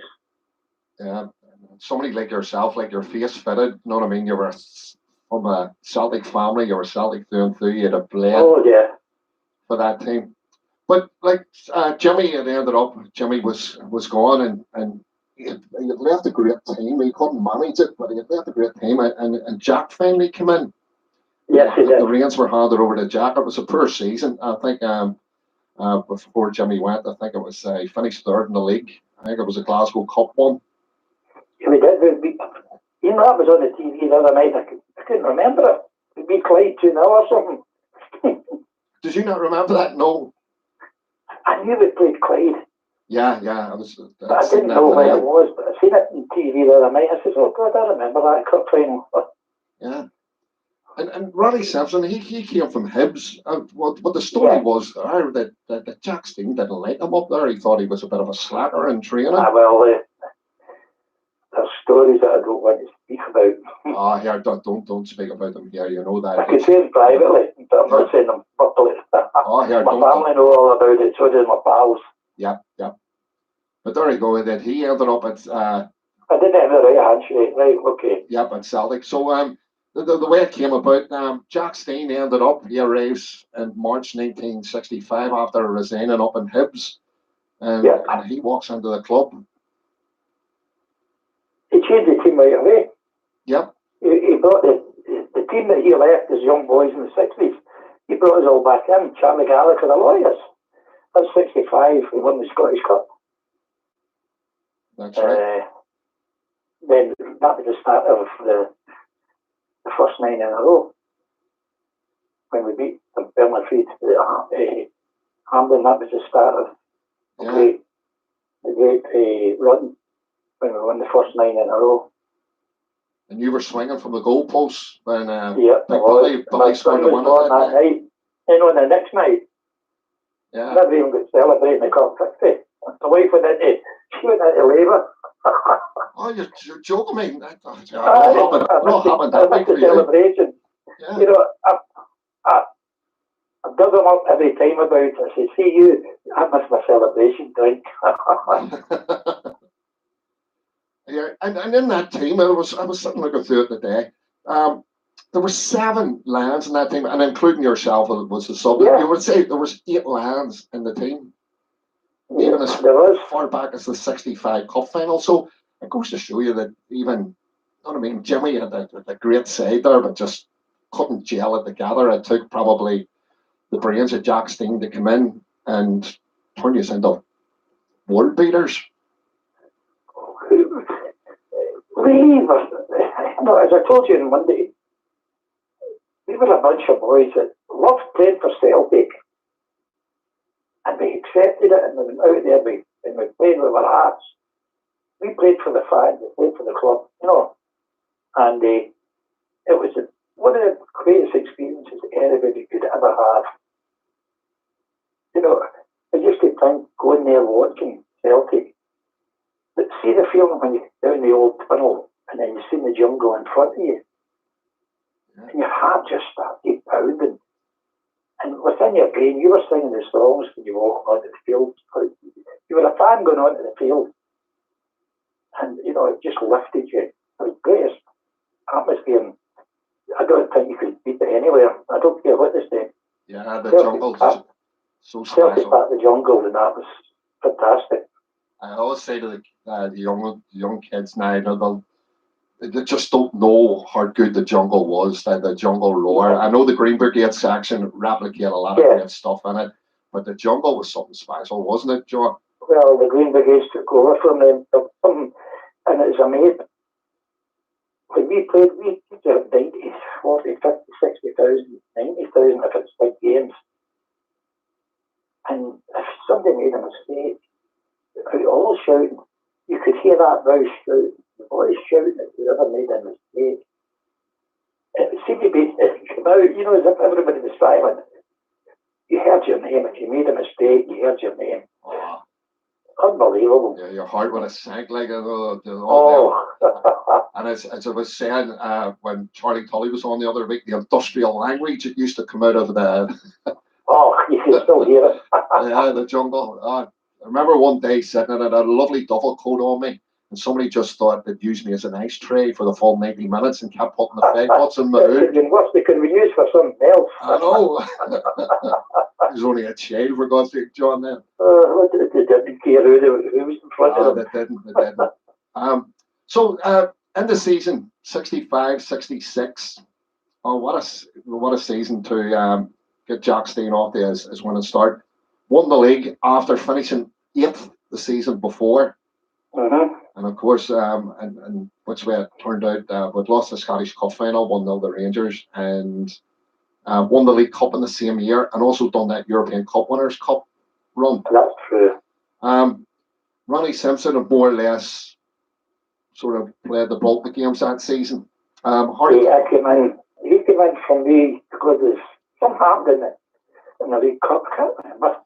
Yeah, I got blamed for we're something. trying to blame, and I'd read online that, you know what I mean, they said that you had made a mistake or something in one of the games, and I can't. It was, I got blamed for it. They always blamed the goalkeepers. yeah, Chucky, Joe. but yeah, Whatever happened, I can't remember. But I wasn't a happy chappy. yeah, to be dispossessed because really, Ronnie Simpson was only brought in for cover for you. Yeah, that's true. Yeah. And did you stay more or less fully fit during season 65, 66? Mm-hmm. Yeah, so you were Yeah, just... I only went there about a year and a half, I think. 67, 68, late 68. I came back into the team, and then I got a stupid injury about in the 70s. And that was me back out again. I went, oh, geez, some of the injuries I got were stupid. Yeah, I know. It's some players, you know what I mean, are just no luck when it comes to injury. Especially goalkeepers, and like, you know what I mean? You had it rough on goals. Goalkeepers are well protected today. Back in your day, you would have got it rough, wouldn't you? Yeah, well, I'm actually proud of my record when I look at it. With 35 or 36, it's like 34, 35% shutout record in a Duff team at the time. That's pretty impressive. Very impressive. And throughout that season, the season ended, you were able to pick up your winners' medals. Yeah. Through League Cup and yeah. So the end of that season, you've seen a couple of great players come in and join along with you. The brilliant Joe McBride come in from Motherwell, and Willie Wallace come in from Hearts. Yeah. What were they like as players? Joe was a great goal scorer. Even at training, if he missed us, he was a crab. If he missed a chance, he didn't. He got angry with himself. But Willie Wallace was just a wee quiet man. That's why he got the nickname Wispy. Yeah, Wispy. A wee wispy voice, But what a great wee player he was. He done a great work in the midfield with Bobby Murdoch. I think Bobby was great workers in the middle of the park. And Joe could score goals. Joe could just score goals, without looking. A phenomenal goal record, Yeah. If Joe had stayed away from injury, he could have broke Jimmy McGrory's record. I would say so because when you look through Joe McBride's record, it's outstanding. And when you think of how well he played in the run-up to Lisbon, it was an absolute shame he never made it for the final. Mm-hmm. And did Joe ever get a medal for the final? Yeah, we all got there were 16 medals. 16 in all, yeah. Yeah. Yeah, because we'll move into season 66, 67. You didn't feature much again that year, John. We played a few games at the end of the season before we played Lisbon. Yeah. I played the last couple of games because Herrera had come over and Big Jock changed. They brought me in for a couple of games. And Herrera didn't know what was he doing. Was he keeping him? Was he playing him? He didn't know how he plays his system then. I came for high balls. Ronnie came and punched. I came and grabbed. So it sort of upset. He didn't know what goalkeeper was getting played. He didn't know what fullback because Willie O'Neill had came into the team for a couple of games. And Gallagher had played a couple of games. He didn't know what Big Job had baffled him right away. Yeah, there are two brilliant names you've mentioned there as well. And in season 66, 67, the clean sweep, the League Cup, the Scottish Cup, the Glasgow Cup, the Charity Cup, and European Cup. Every competition that Celtic had ever that season. And the Continental Cup. The Continental, yes. Oh, I had the right against Real Madrid. Yep. And they've got Inter champions or something. Yeah. But when I was talking to you the other day, you give us a brilliant insight for the run up the kickoff. You give us a brilliant insight to half time. In Lisbon in 1967, what was it like at full Now, time? you gave away a secret. Oh, what was the secret? You mentioned a secret I told you earlier on the night. I heard you about 8:30. Oh. About half time in the toilets. No, you said that on air. You never said that. No, I had. I left Sean with 2 cigarettes, and Big Jock says, "What do you do with 2 cigarettes?" He says, "I'm nervous." He didn't know that I took a cigarette for Ronnie. That's an excellent story. As I said, when I come off and I sat and thought about that, it's absolutely amazing story. You know, that was it didn't matter if I was in goals. Ronnie used to do it at half time as a quick wee draw the cigarette and then run down the tunnel before Big Jock knew what was happening. Because Jock used to scream and shout about the smoke. He didn't know what one was smoking. It's mad. I remember John Robertson, Martin O'Neill's number 2. He loved an old Yeah. He used to jump over. And when we had the season books in the South Stand, he used to jump over and sit down before the smoking ban come in. He used to have a wee cigarette beside us and hop over again. You'll get a shock. Who else was a heavy smoker? Who? Henrik. Henrik? Mm-hmm. You're joking me? No, can you remember when Lenny came to Celtic? Everybody thought he had a bad tooth. Yes. That was that tobacco that they brought from Sweden. You're bad. The nicotine, that patches, yes. It's surprising. It is indeed. Heavy smokers. Right, I saw Lisbon final, and I was watching the footage at the end, and just as the fans come on invading, I seen you walking across the pitch with a teddy bear, and you were looking quite cool, very nonchalant.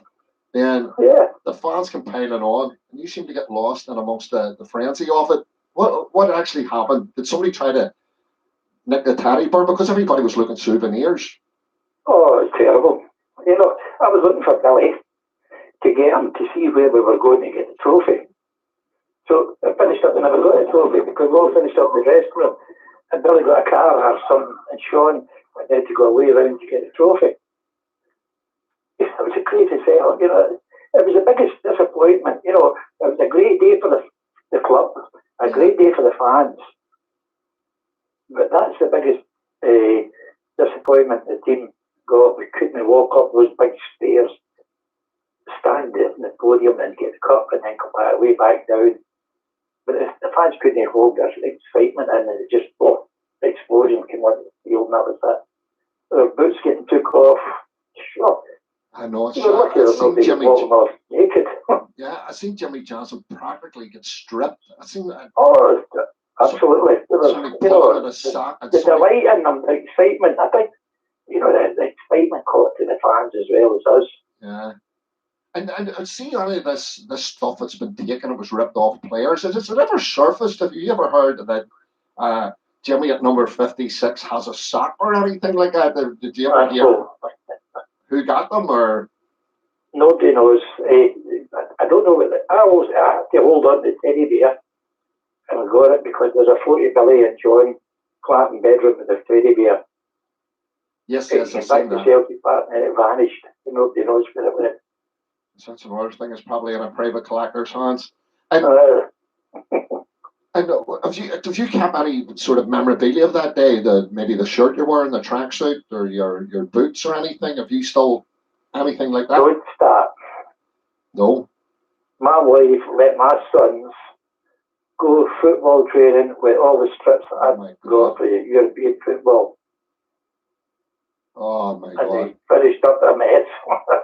She just gave things away. That's heartbreaking to me. Dax has a question for I'll tell you the best laugh. At 68, we played Man United over in Toronto. And Robbie Styles gave me his jersey. And I got it all signed. And of course, Bestie asked me to sign it. And I didn't want him to sign it, but he signed it. And I brought it back. And emptied my bag, and Esther said, "What's for washing?" I said, "Well, that's some wash stuff there." Oh, no. And I came out and I went, "Where's my strip?" And she'd washed the Man United strip that had just got the European Cup. Oh, Christ. That's... Oh, no. And I got Willie Morgan's blazer, the Man United blazer, Right. for a Celtic strip. So you was doing a lot of swapping about back then? Yep. And I looked, phew, yeah. I said, "Esther, where's my Man United blazer?" I gave it to one of my brothers. I went, "Yeah." Oh, Jesus. Just giving your stuff away like that. You think of what it's... You know what I mean? You know, I'm not talking about the monetary I got value full of it. of crystal, Waterford crystal, and she loves Waterford crystal. And every time I went to Ireland, we'd maybe bring her a bag crystal back. And she said one day, over in Ireland, somebody presented me this beautiful football book. It was Kevin McShane. You know them? Yes, Cam McShane on the Falls Road Club. Yep. Yeah. And she turned me and she said, "Oh, for blank, no more crystal." Not more It's crystal. a beautiful football book. You want to see it? That's what she said. Waterford crystal. She said, "Brilliant." Unreal. So I don't hold on. I'm not even the phone. Ah, yeah. You You didn't play have a them tune all there. quick. Yeah. Right, we'll talk away. Now we're getting in, we're speaking away to John Fowle here. We're so far That's into... okay. I cut him off. Have you cut him off? That's good. So He's a tax inspector. He's looking after my eating. Here, all you have to do is take advice from Ken Dodd what to do with tax inspectors. He keep you right. Please golf with me. It's okay. Right. So Declan's got a wee question for you. Hop in there, son. John. Right, Declan. See you for the after the game in '67. You got your medals. I think the evening meal. You got your medals from the youth delegates. Is that right? No, we never got them till it was an evening banquet. Yeah. And they never turned up for over an hour and a half, and they were told to turn up. And there was a brown box that Billy McNeil went up to collect, little small shoe box. And he handed out 11 medals, and then they said to me, "There's your medal, John." So I stuck it, I looked at it, oh nice, put it in my top pocket, my blazer. But 15 minutes later, Jock Stein came up and said, "Did you get a medal?" I said, "I have." He says, "Yeah." He says, "I forgot to get one for the referee." And we took it off me, and I didn't know for years. We went to the Christmas dinner, and I got presented with this medal. I went, "Okay, I've got it back." They must have got me a medal, and I found out it was a replica. But I never said nothing. Somebody must have said something. Just last year, I got a call from Peter Lowell explaining to me. He said, "John, I've got a medal for you." I said, "A European medal?" He said, "I've got it." He said, "We know what happened." He said, "We went to UEFA and we got a medal for you." Unreal. I was very proud of Peter. I was very pleased with him, you know. Well, he rectified a very, very It bad went to situation. Mr. Kelly. I I heard found out that. it went to Mr. Kelly. Yeah, I seen back in 2018 that Michael Kelly, that was... Yes, that's right. I shut him up, didn't I? You did indeed. Okay. I think to be a land, you have to play it in Lisbon. Yeah, and you just come back and says, "Excuse me, Michael, I was the official sub goalie registered with Europe, and your uncle got my winner's medal taken off me by Jackson." Yeah. But thank God you did. You know what I mean? That the situation's been rectified, and though it's 52 years too late, it should have been. Oh yeah. We all know I the got Celtic my medal supporters. back, you know, and the family were all proud. In fact, my grandkids were at it. I think that was one of the biggest days for their life. We were invited out to Celtic Park, and I took my 3 wee grandkids with me. And they were proud as anything. I can't remember who the photo is, but I've got it somewhere. It's beautiful. I have a lovely photo of you here. James Lloyd and Monica, because I took these kids to the games, home and away, for the last God knows how many seasons. We just go to every game, home and away, and that's how I find big Marty from Ballymena. He gets me there. He looks We after joined you. his club. Well, we joined his club in the, what do you call it? He put his name in for the away tickets section, you know. Yeah. I went to ask that big dumpling to Belfast, you know. Oh, that, I know you know that big dumpling, you know the big dumpling we're all talking about. that big waster from the Armour Road. I know exactly Aye, what you're talking about. that him? Aye. Yeah, the Rose and Crown. Yes. Well, not mention any names, but Imagine MD running a pub called the Rose and Crown going to watch Celtic. I know exactly. He's sitting around there singing "God Save the Queen" with a pint in his I hand. know, I big know what he's Kenny, like. the big, well, better watch, he'll be on the phone shortly. He will. He'll be on the phone just giving off. The big pal. Aye, good big lad, so he is. So Declan, you won an Norby question, but I think when you go back to Glasgow after you just won the final, there's that famous one of Jock bringing the European Cup into Celtic Park and then Billy leading the boys in, and then there's kind of the float tour around Celtic Park. If you have any memories of that day and what that was like.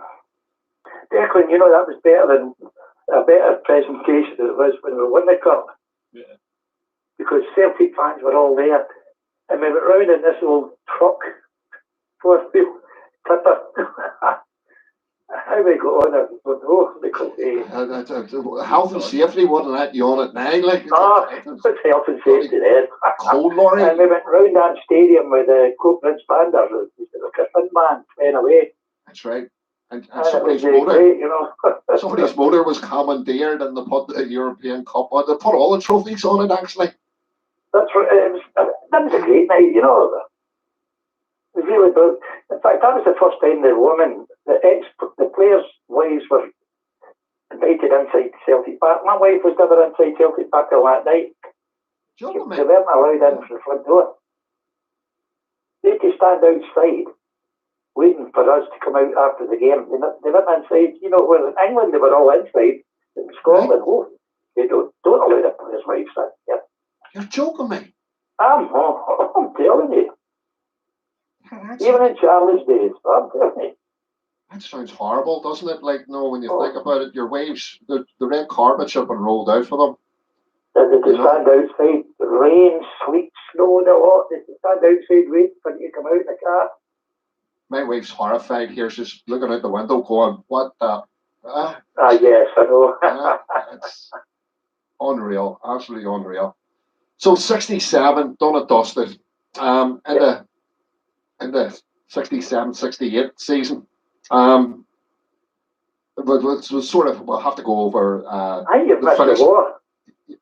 Missed the war. Aye. No, I wanted to. The Archie War. The Argentine War. Yes.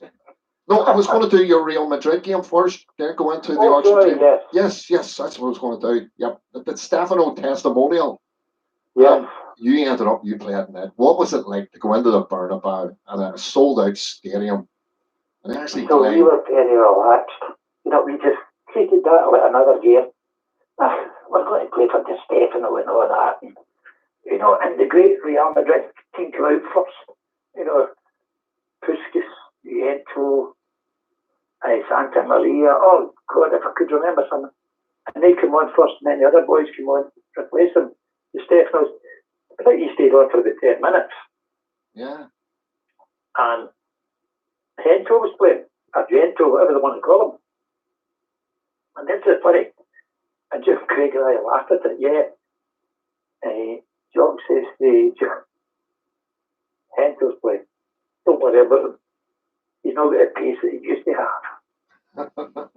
And within 10 minutes, he went by Jim with an express train.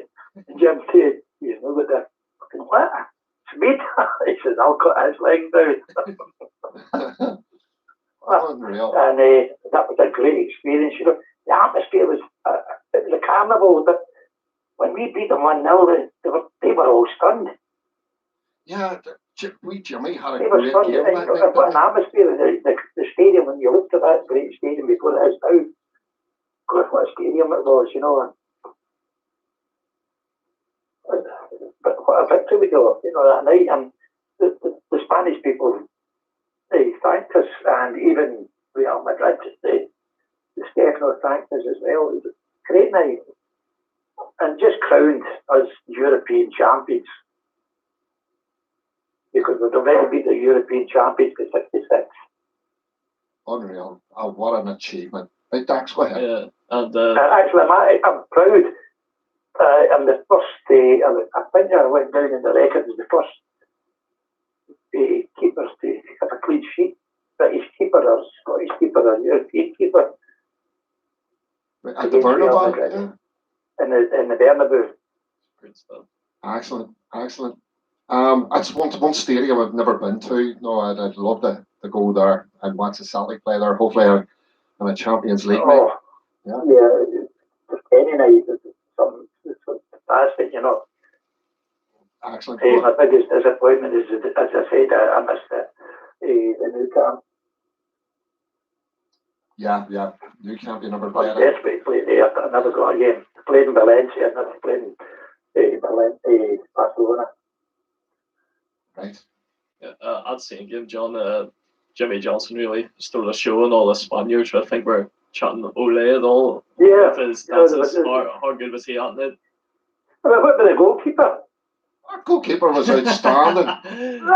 He was so See, good. everybody talks about Jimmy.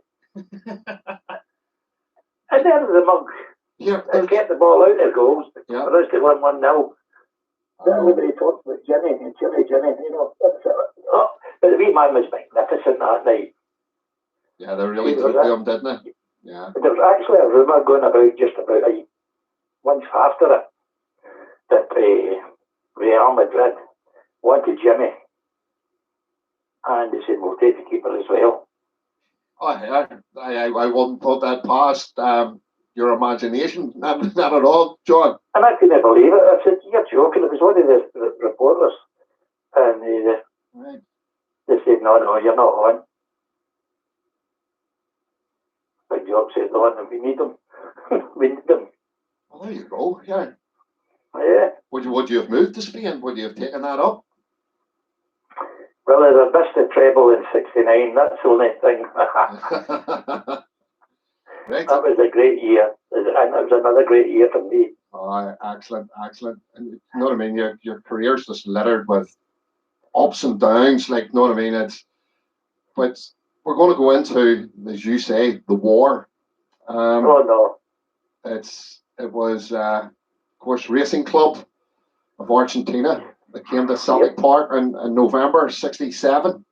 Yeah. Well, it didn't come to Celtic Park; it came to Hampden Park.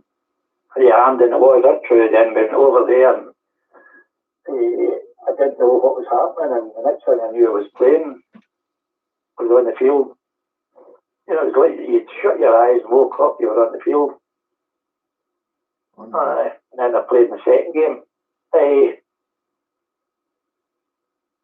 And I remember Big Jock saying, "Thanks very much, you done well."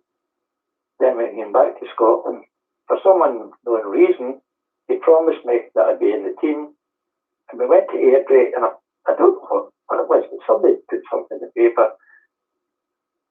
And they decided to play Ronnie in the bandaged head against Airdrie up at Airdrie.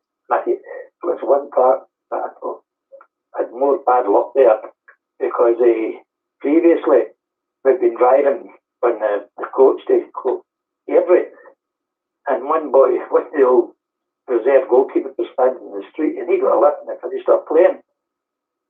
I got dropped for that game, and I got dropped for after the Racing Club game. And I was on a downer. I went on a right downer after that. I was really sick. I couldn't believe what happened. Yeah, you're putting your effort in with the team. I just said, why did I try? It was hard, In fact, he actually blamed me for the goal. Right. And Bobby Murdoch was ready to choke him. Unreal. Hearing these stories. Well, every time I look at the photo, I've got a photo signed with the Real. In fact, I've got two photos, one with Real Madrid signatures and one with Racing Club. Right. And that photo's on it, the goal. And I said, who the hell was that? Waiting for that. Yeah. But bad blood between the two years. Right. What about the racing club game? Did you know there was 270,000 fans watched them 3 games? Well, I know that over in Argentina, this stadium that they had, there were 60 or 60,000, and that night, oh, geez, The Avellaneda Stadium in Buenos Aires, yeah. Yep. And then went over to the Uruguay, over to Montevideo, where they played the World Cup. Yeah. 30s, and that was even full. It was squashed in. Yeah, there was, I think at Hampden Park there was 85,000, there was 135,000. Oh, I think there's more. I think there's more. I know, but you know how the figures are dwindled when it comes to the Celtic. Sure, and the Lisbon Land season, I think our average attendance was 31,000 put through the books. Oh, I know. I've got a what do you call it, some book somewhere. My granddaughter's got it. We played way back in the 60s in front of 40, 50,000, and that was back through the bad years. Yeah. You know, crowds would turn up and they watch it. It was a only get out because they worked hard, these guys, and on a Saturday they had to go to the football to let it out. So they did, yeah. And that's what I said, you know, your working class just, that was their, we were their get out. Yeah. Let the steam out. So the match now, you lost 2-1 in Buenos Aires. They had to hastily arrange another tie, and you ended up that you went to Uruguay on the so that was played on the 1st of November. Then you had to play. Birthday. Yeah, 3 days later. And they organised us to take us to Uruguay. Yeah. Oh, that was another shambles. It sounds like an absolute shambles because that game wasn't even thought about. It wasn't even. No. It was only arranged after full time. Listen. Yeah, it was. The next thing we knew, we were expecting to go on a plane home. And you're going to Montevideo. I'm going to there for a few days over there. Kelly had argued, didn't he? Kelly had argued, we don't want to play this Kelly game didn't want to go. Yep. The SFA, Tom, the boy, Tom Reed. Right. He told them where to go. He didn't want Celtic to play. And no, they finished up all play. That was not who wanted it, I don't know. Yeah. Well, they argued that they're trying to get the game abandoned, the SFA and Celtic. Done everything. It was shocking. Yeah, and their argument was you played so well that, you know what I mean, you're going to have to go and play this because their keeper was outstanding. Yeah. And that was their argument for a third game. Yeah, what do you call him? The referee came from Paraguay. That's where you got a mistake earlier on in your show. Yeah, I mentioned Paraguay then. And Big Jock says, okay, he's from Paraguay. I've been told he's good. He doesn't like the arches for fox, his glass of mints. It was the opposite. He had been told to pick Jimmy Johnson, Bobby Lennox. They were troublemakers. They were playing. Right. Who was ordered off? New John Clark was ready. I seen John put the 2 fists up. He was ready to go. Like, and then, John Clark is not a man to do. They told us to bring out this Uruguayan flag to get the Uruguayans on their side. Right. And what do you call it? The racing club came out with this one. It was bigger than the field. And what a con. They took the Mickey Mouse out of this, Right. And it's history now, but on the road home, we were messed about. We flew between Montevideo, Buenos Aires, back to Montevideo, back to Buenos Aires. We still hadn't anything to eat till we flew in about Madrid, no food. And when we got to Madrid, the bar was open, which was dangerous. Yeah, of course. A lot of young men like yourselves Well, we had Follow the they wee gave us brandy. they just gave us bread, these buns with stuffing on it, bread and butter and water and juice on the flight, which was about 12 hours. Oh, let's see. Madrid. Yeah, it was long. Yeah, about 12 hours up to Madrid. And when we got to Madrid, there was no food. We were starved. And what was Jimmy Johnson like in that flight? Because he couldn't fly. Oh, Jimmy was a bundle of nerves. Yeah. I don't know. When we got to Madrid, we were very cautious. And when we just ran looking for some food. And there was a certain table had ordered up Cuba Libres. And Big Jock was desperate for the drink, and he grabbed the drink, and it was a Bacardi Coke. And you went ahead of your shit in a fucking mass, but it was up the air, up. Tables are up there, and we're sitting with Coca-Cola. Oh, it's Coca-Cola, you're alive. Oh. And then when SFA made us play the Saturday as well. Oh, geez, that was another shambles. Unreal how the put through. But we enjoyed it. That's the thing. Tony, we enjoyed it. Yeah. It's another thing of bondages as well. Like as a team that they actually go out and play in that World Club Championship, and really, you were absolutely outstanding. And I watched the footage over and over again. But the last game there was Lennox sent off, Jimmy sent off, Yogi Hughes, Bertie All. It was an absolute shambles. Like the referee just couldn't handle it. Bertie and Tommy got sent off in the last couple of minutes because Bertie refused to go off. Dan refused to go off. And I remember Dan running towards me and I told him where to go. I said, you get yourself there. I thought, we've got enough problems. Yeah, and I know the referee was originally sending off Big Tom, and he wouldn't go off, so he just turned around and says, I think it was the Bertie Hall, you go off instead. And Bertie told him where to go as well. Yeah, Jesus, it's an absolute shambles, referee.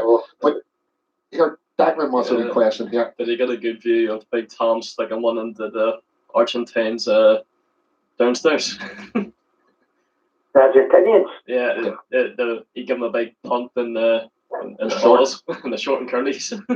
Oh, but they were the craziest people I've ever seen. I thought the Paris Buns were bad, but they're worse. Yeah. But see, when you look at the Morelos, that's them. Right. Yeah. They're crazy. I know that match, even watching them, they were just out. They weren't out to play football. They were out to disrupt the whole time. They're some of the greatest football players in the world, but they were all crazy. Yeah. I think Billy at the end done a very noble thing by going over to their captain and handing over the shirt and wished them all the best in Spanish. Did he? Yeah, I've read that. I couldn't get off the field quick enough. Yeah. I just said, I've had enough, I'm getting off. Was it frightening to play in that atmosphere? Was it? People say it was, but it's just an experience you've lived through. I enjoyed it. It's crazy. It's a crazy atmosphere, but I enjoyed the game. Yeah. I came off the field. I was scratched. I was kicked. I had bruises and everything. Yeah. The only thing I didn't have was bite marks. Crazy, isn't it?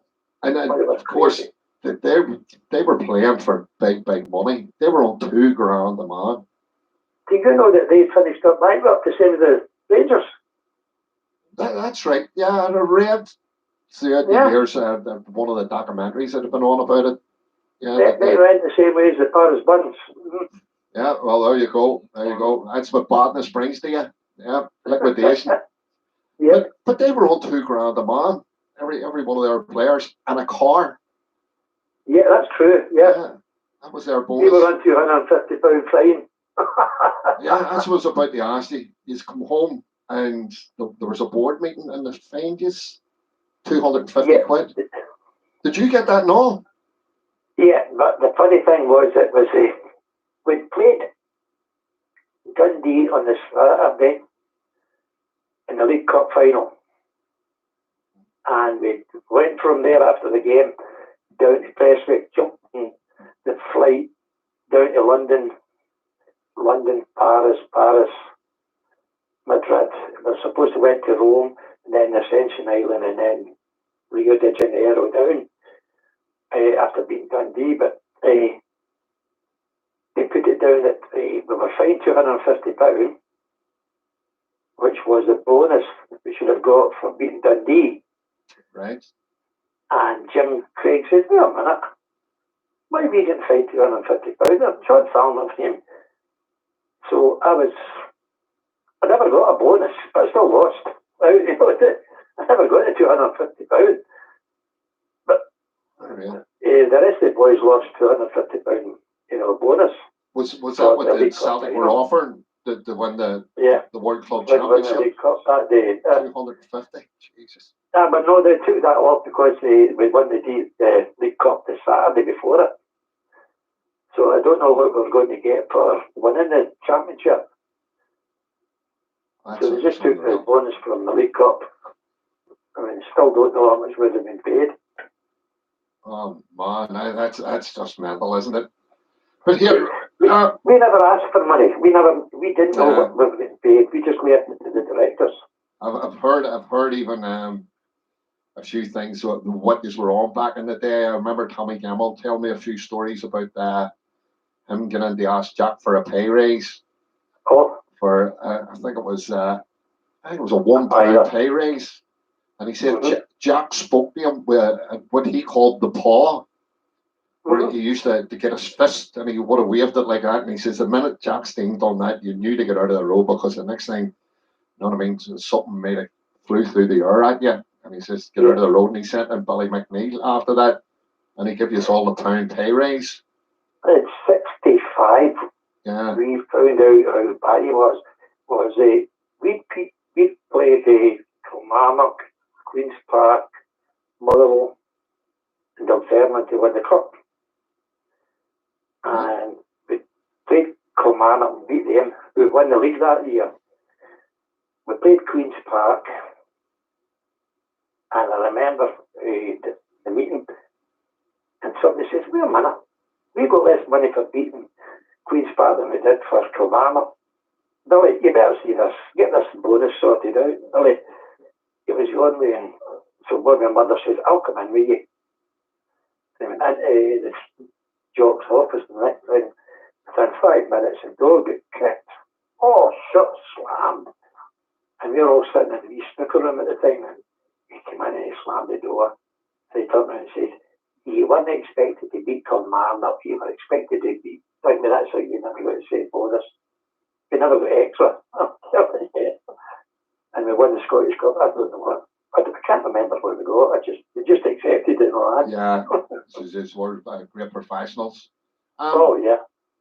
So we never ever asked. And you're talking about Tommy. Tommy I used to go in and say, he'd sign the contract and I'd sign it. Sean would always ask me to sign the contract, I'd sign it and walk out. I said, "I'll be in July." And Tam and Bertie would run shout for money.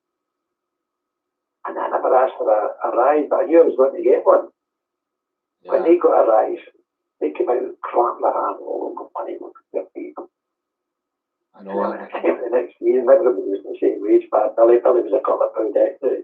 That's right, Billy used to be the captain. He used to walk away smiling. Yeah. If you got a £1 pay raise, Billy was getting 2 every day. Tam and Bertie thought they were doing, what the flag. You all got the same bonuses. We got the same wages as them. Excellent. We're getting extra. I'm going to look at a couple of matches that you played in. 19th of February 1969 versus Milan in the quarterfinal of the European Cup. The Mad Blizzard, yep.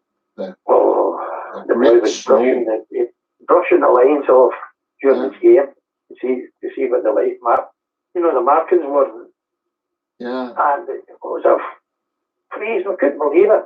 Right. They called the army and all in to try and clear the pitch. Oh, it was terrible. The truck kept clearing the pitch every couple of minutes. We had yellow lines, with red lines, with blue lines, unbelievable. Yeah, and it's a game of showing the went ahead, like of what I've seen on TV. I watched a wee bit of the footage today. But we actually left the crazy. The hotel was fading and drove down and it was a blizzard. And the team bus wipers broke, and there's another driver, and he used his hands to clean the windscreen, going to San Siro. It's unreal. That's these mad stories seem to follow you everywhere. Oh no! But you pulled off What life we had. two great saves in that game. That took us away with a 0-0. Yep. And we ended up taking that back to Parkhead, and unfortunately, it's a game. Oh yeah. We lost 1-0 on the night. Yeah, and then that was horrible that night. Yeah. We could have went on again and won the cup. And actually, we could have won the European Cup 3 times. I just know when we look back on our history, how brilliant we When we look were back right in up history, top.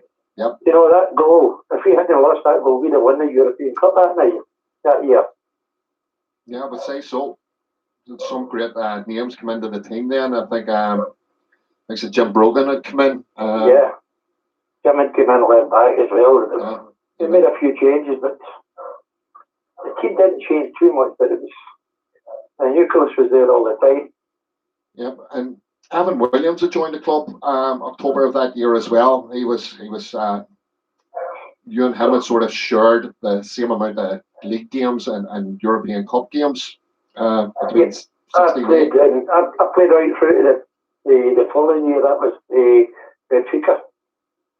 Yes, into the following year. Yep. That was the following year. 69 and the 70. Yep. Yep, and what do you call him? Eusebio wasn't a happy chappy. And we went to the toss of the coin game. Portugal. We got beat 3-0, which was crazy. How we got beat, I don't know. But I was watching the equaliser on TV on the YouTube, and I went, "Is that what happened?" Because it was funny. I was allowed to go for every high ball that night, bar that in the last minute. And even in extra time, I was allowed to go, and I was a scapegoat. Big Jaw dropped me, and I told him like that. I said, "Well, that's it." Yeah. And in Milan, I just walked away. I didn't even know there was medals going in Milan for runners up. I just walked out. Right. Jim Craic and I walked away. I don't know. We just walked away at time up because Jim got dropped and I got dropped. The two of us just walked away. No, it's sad to hear that. Yep. You know, that was me. I said that. Yep. I said, these guys went back in there again. And your Celtic career sort of from there, it sort of dwindled away, but you stayed with the club. Your final game, I think Aberdeen. Against Aberdeen, it was a 1-0 I'd been out for a year injury with the senior. That's right, because I've seen a and I photo worked of you in the myself hospital. again.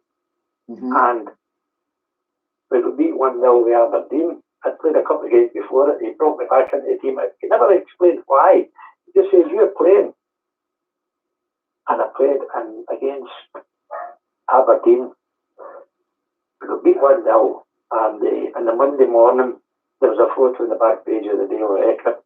I've got Joe Harper by the collar, ready to punch him. Right. And I came into the park, big dog, oh, he's just shouting the ball at me.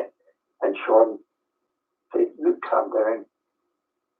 What do you think you are?" And I turned and I said, "Well, if your defenders had fucking hurt him instead of me, you wouldn't have got beat."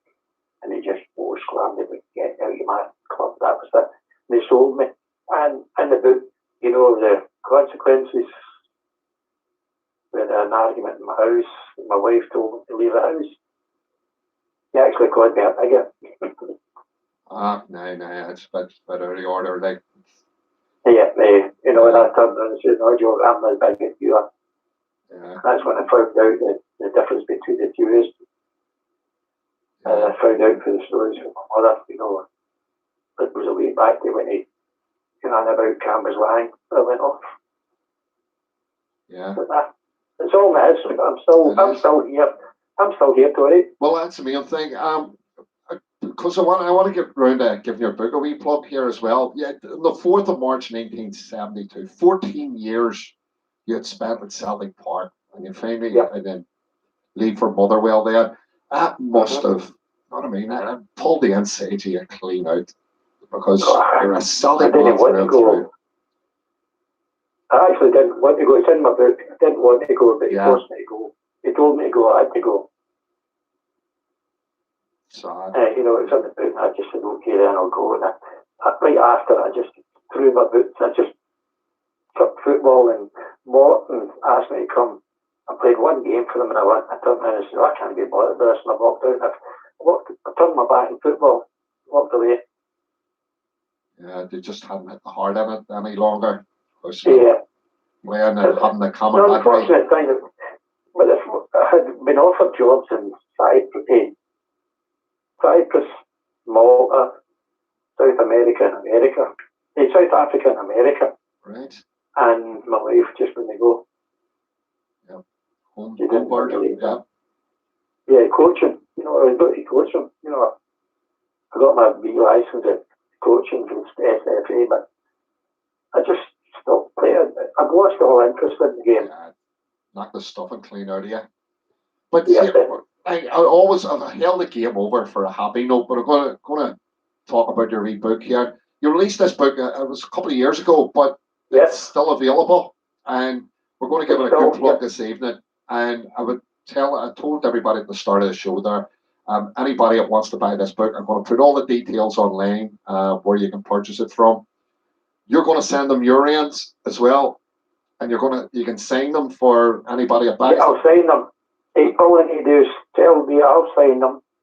They'll come over via the Belfast, Donegal, anywhere, Sligo. They'll be over. Ballymena is dealing with it. Big Marty in Ballymena is dealing with it. He's giving me all the details to put online. That's so good. you just make sure you sign them, and we'll make sure that all the correct details are sent over. They make cracking Christmas presents out here, so yeah, and I'm going to send, in fact, I'm going to send to Sligo to Oceans FM as well. I better not forget that. Yes, well, I hope they're listening. Tell them it's on their way. But definitely, did you know I was going to ask you? You would have one or two contacts. We're going to try and do next week a 10 in a row. No, the team that stopped 10 in a row. No, Rangers 10 in a row. So we're going to try and get somebody from that 98 team on. And I was going to say, set a task for you to tell me how many. Well, I got you on a few weeks ago. He was the 88 team. I'm looking at somebody from the 98 team. If you know anybody, from Chicken George. George. McCluskey. Yes, I know George. Yes, I'm looking at somebody. Have you not had George on? No, I haven't had him on yet. But I'm looking at somebody from the 1998 team. No, from the 10 in a row for the other clowns there. And I was going to say, you set me a task of selling as many books for you, and you could get me somebody from that team. So if you could say, Tony, if you sell 100 books, we'll get you Henrik Larsson. So, yeah. Do you know how much Henrik charges just for? You tell Henrik, this is just a wee family from Belfast that's selling a couple of books for me. Can you not go on the show? John Hartson or somebody like that. If you can say the Big John or something. Do you know Millish? Who's this? Millish. Andrew Millen down in. Oh, yes. He's a man to get you some of them. He's got Thompson, Sutton, Hartson. Big Sutton be a good character. Like, not as good as you, but he'd be all right. Like, yes, Hartson's good as well. So's Tomo. Yeah, I'm due over there next October now. I'm supposed to be there in March with Tomo down in Waterford with Paul Byrne. What do you call him? Fergus. You know, from Celtic Storm. Yes. We were doing a thing down there in Waterford. And we had to cancel because of this stupid virus. I know. With Paul Byrne, Paul was a lovely fella. Paul was. Well, I hope to go back over and Paul Byrne. I joked with Paul Byrne the other day. I don't know if you've seen him doing the exercises. Yeah. I try to get up to 25. And I said to him, Paul, I dropped some Maltesers on the floor. Did you see any? Excellent. And Excellent. he came back to me and says, "Oh, I've never seen any show." And I said, "That's it." But Paul's a good boy. Paddy McCourt, you've had Paddy. He's great. Yes, Paddy's excellent. He was on Oh, last week. Paddy's a great wee fella. Yeah. You know. Declan's hero. Oh, what about Tom Boyd? Hi, Tom Boyd is exactly who I want. Yep. Right, I'll get in touch with you. I'll speak to Tom. Brilliant, brilliant. And that'll be our 10 in a row. The man Don't that forget, stopped that's at the 10. captain. Yep. And many books to have to sell to get you Tom Boyd. Many. Right, send me a task here. Listen, I'll see you up in the Silence Club. Right, yes, for a bit. Before you go, positive note. The Rock Bar. Yep, or the Rock Bar. Yep. Before you go, it says I'm going to end this on a positive note. We're going to go back to 1969. 133,000 people at Hampden Park. And of course, the piling on the agony game. How did it feel? It must have been the highlight. That music game, the 4-0 game. Yeah, the 4-0 game. Yep. Oh, that's the day they were all coming on the park, trying to get out early after the 3-0. That was even the first half. Oh. Big George McCluskey, that's where he stamped his name in football that night. Oh, George Conley. George Conley, what a great player he was. And Jim Brogan, he had Brogy, he broke his ankle. Blocking a shot. Oh, amazing. He's put out loose and he broke his ankle just about 20 minutes to go. George Conley. He never played. Yogi never played. And Rangers were favourites. That's right. And we helped them 4-0. Oh, that was sweet. That was really sweet. You know, that was a treble. That was the last treble I played in. That was my second treble team. What a great night it was, you know. Excellent. Have you still got all your medals? All your medals? Yeah, they're all in a display at Celtic Park. Oh, brilliant. So I'm just going to take them back because I don't want them in there. Right. But I better not say that. Yeah, well, it's no problem displaying them every now and again. That's, you know what I mean?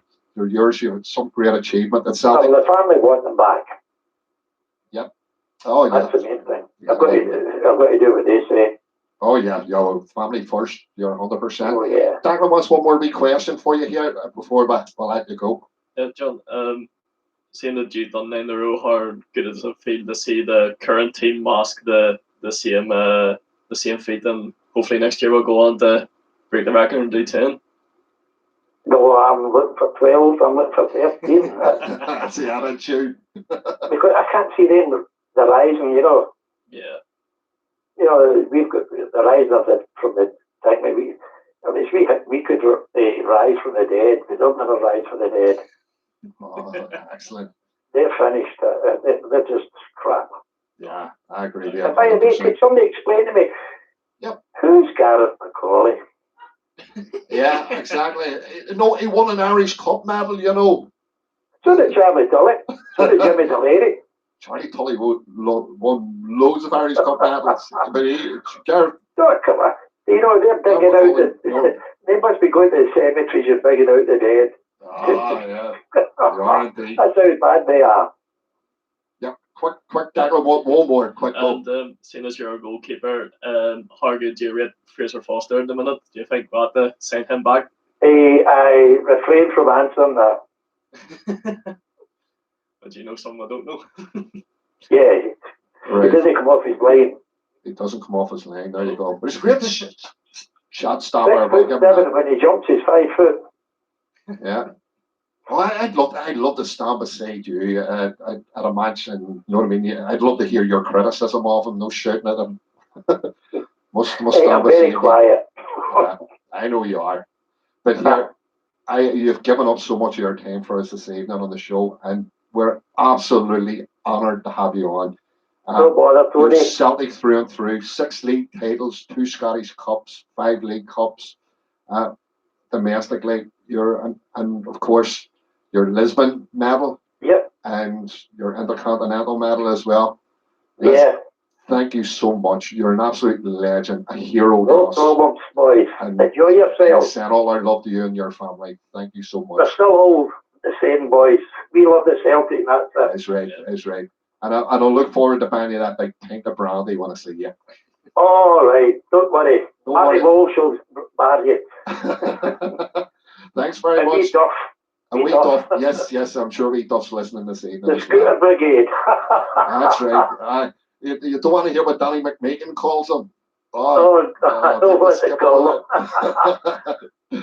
John, Right. thank you for your time this evening. Right, You're Tony, an no absolute bother. legend. Thank Right, you. thank All you the very best now. much. Bye-bye. Bye now. Right, bye-bye. Bye. Absolute legend. What did you think of that, folks? You could have sat and talked all night, and it didn't scrape the surface. Listen, the book is available. I'm going to put it online. $12.50 all in. That's it, signed to whoever you want and delivered to your door. It's £10 for the book, $2.50 for the postage. And what I'll do is get all the details online. If you're thinking of a present for a good Celt out there, that's the ideal present. You're going to get it signed by a Lisbon hero as well. And of course, I've just read out his honours. What a guy he is. And he's a beautiful, beautiful person, giving up all his time to come and speak to us Celts this evening. So, in his honour, we're going to do Piling on the Agony, which was a game that he took part in 1969. Of course, they were favourites, and Jesus, we totally reread the history books there and done them 4-0. It was even over, as he said, by the first half. They were all leaving.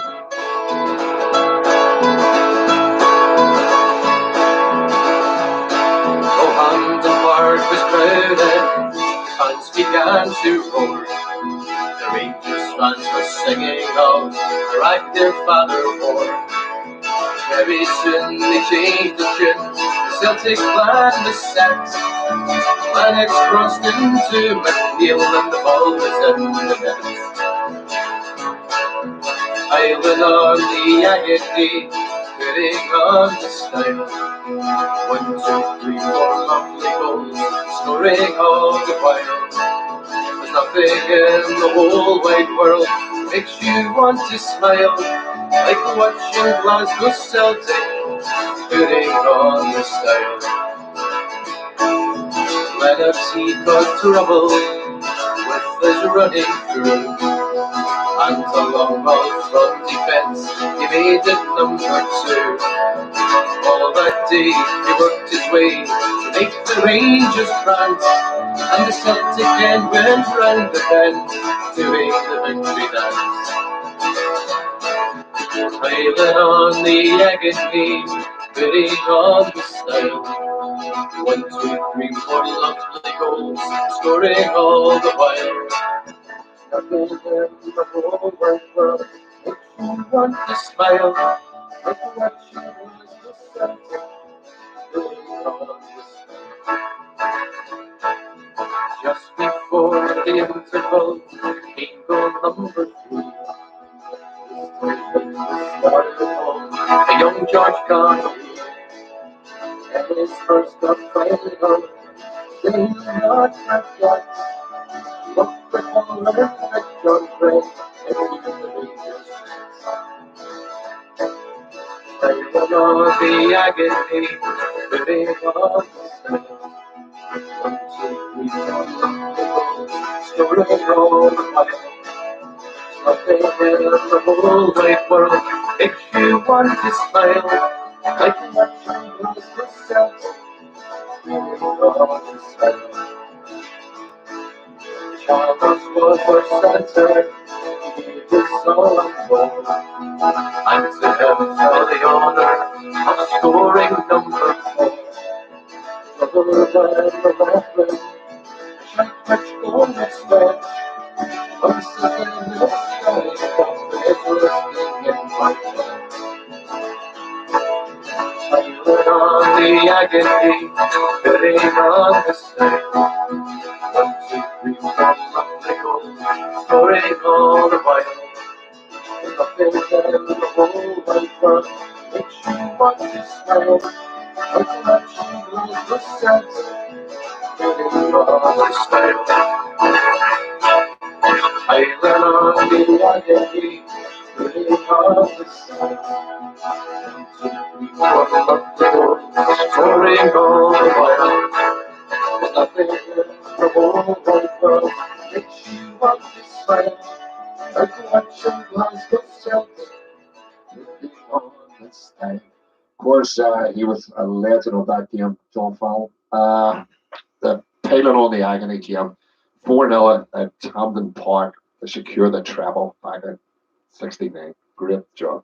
Right, Mark Bassett, big message to you, Julian Connolly, Peter Stevenson, Michael O'Hara, Liam Fallon, of course, for the Fallon family there. You're great to have your ears this evening.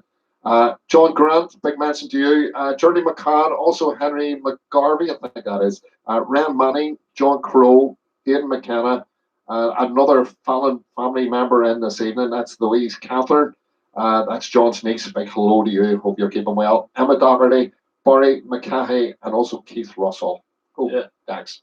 Martin Finnan, Terry McGiffin, Kelly McDonald, Declan McKiernan, Sammy Marshall, Matthew Coogan, Martin Beatty, Pierce Crane, Kathleen Curran, Angela and Kevin Mullen, Maria McGurran, and Michelle Kelly. They're all our regular listeners. A big hello to you as well. Also, Jason Williams, Frankie Rogers is listening. Also, Kevin Smith, Maura from your work. No, Maria. Or Maria. She's under now. That says Maria. It's a you, isn't it? She's oh, no, it is. It's an I. Yeah. In about 2 seconds here. Yeah. Sculpted. Maria from your work. Maria Roberts. Well, you should have read that then. That must be you. There you go. Tony Gray, big message. There was a couple of other people that mentioned at the bottom, and I get it back up there.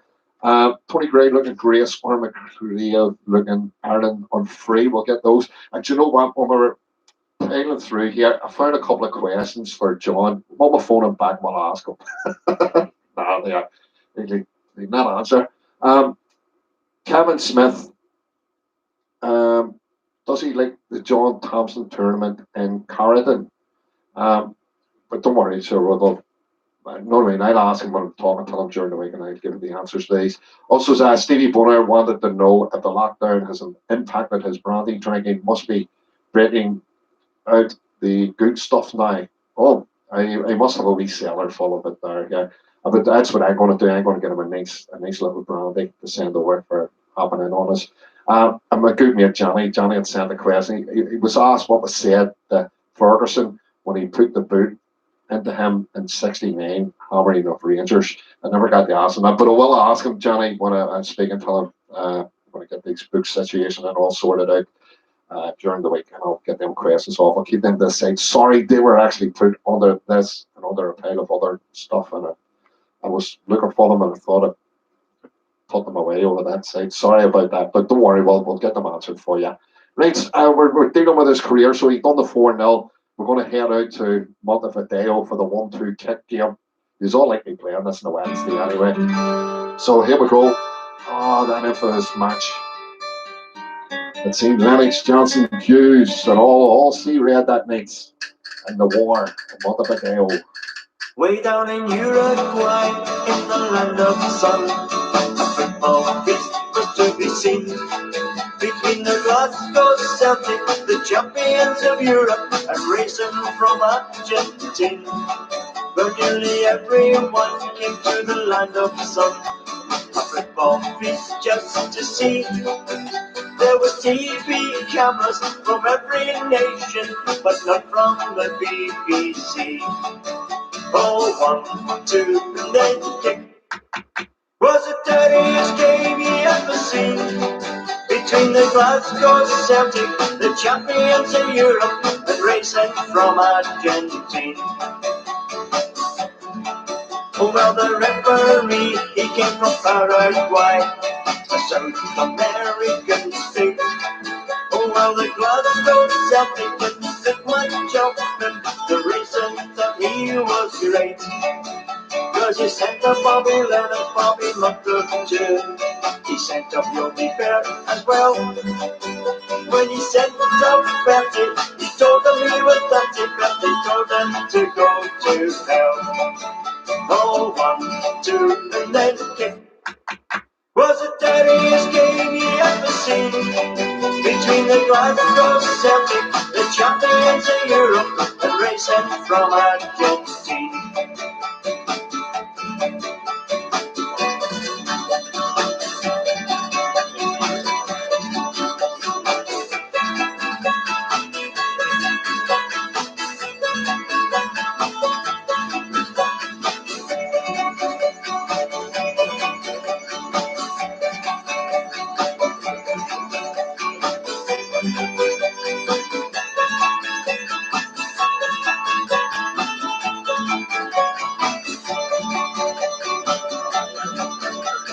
you may have heard or even read somewhere. A racing player was attacked by big-time Camel, the gentle giant. The Glasgow Celtic was back. When we asked McTown, who's the gentle lot, is there anything you'd like to say? He said, I saw the action replay. I know it looks like me, but I swear it was Danny Kaye. Oh, 1, 2, and then again. Was it that in this game you ever seen? Between the Glasgow Celtic, the champions of Europe, a racing from Argentina. Well, it's a sudden affection of the game of football. We're keeping the racing on the top. But the next time you meet them, we're surely gonna beat them. There's something of the top of the top. Well, we used to name from them a big way. The drumstick won't let it down. He says, I'm making Celtic circle. We're sailing every Cooper, and I'm walking along the right down. Was it the best game you ever seen? Between the Glasgow Celtic, the champions of Europe, the racing from Argentina. Oh, 1, 2, and then again. Was it the best game you ever seen? Between the Glasgow Celtic, the champions of Europe, the racing from Argentina. Oh, 1, 2, and then again. Was it the best game you ever seen? Between the Glasgow Celtic. All our famous moments in history, all immortalised in song. My God, that we record some classic tunes, have them throughout the years, and of course that's the game that was spoke about with John earlier on. Crazy match in the World Club Championship. Game that shouldn't have been played, but it did. And of course, it ended up costing the players a lot of money, and a defeat as well on top of it. But crazy war. I'd say we won the war anyway. What do you reckon? If I have the trophy at the end of it, maybe. Yeah, they would have used the pain. Yeah. Did you give these as we shout here? Yeah, you take one. Right, sound enough. A couple of more people to shout out. And we're going to be playing the Glass Nevin single very shortly. It's just been released. It's their version of the Johnny Thompson song. Right, go ahead. Yep, Jacqueline Morrison, Jackie Fenton, Joseph Davy, Tracy Lane, Les Forrester from Falkirk, and Josephine McLaughlin. Right, Sammy Marshall, Looking in the Heat of Lisbon. Did we play that earlier? We did. Yeah. Well, we'll maybe do another version of it here before the end. Jim McAteer play a tune for Malachi McCabna and wish him a big happy birthday. So Malachi, happy birthday to you. We're going to do this Johnny Thompson song done by Glass Nevin. This is Connor and Kieran doing this. Let's see, it's the first I've heard of it anyway. So let's hope they do a great version and a great justice to a great song. But these are great singers, so I don't doubt for a second they have done a great version of it. So let's do it for you. Big thanks to Rory for sorting this.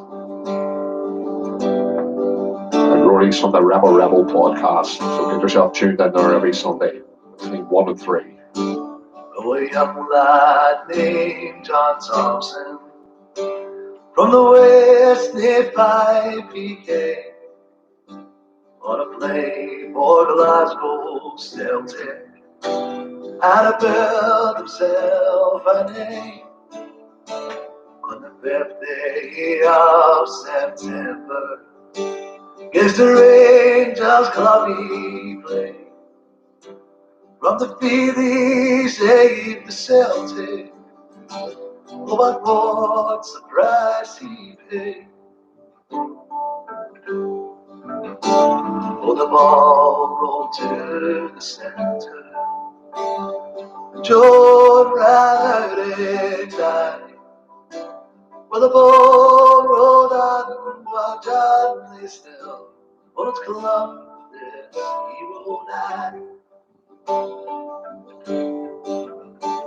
I took out to run to market to that dear old paradise. Oh, and as the players came, shed the tears fell from my eye. For a famous face was present from a green and white brigade.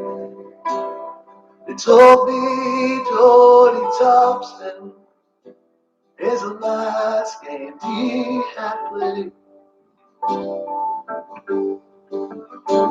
Farewell, my darling Johnny. Friends of players we must part. No more we'll stand and cheer on the slopes of Celtic Park. For the fans they all are silent, and they travel near and far. No more they'll cheer Johnny Thompson, the bright and shining star. I saw play of Glasgow Celtic, stand up and play the game. But between you post there stands a ghost, Johnny Thompson is his name. And between you post there stands a ghost, Johnny Thompson is his name.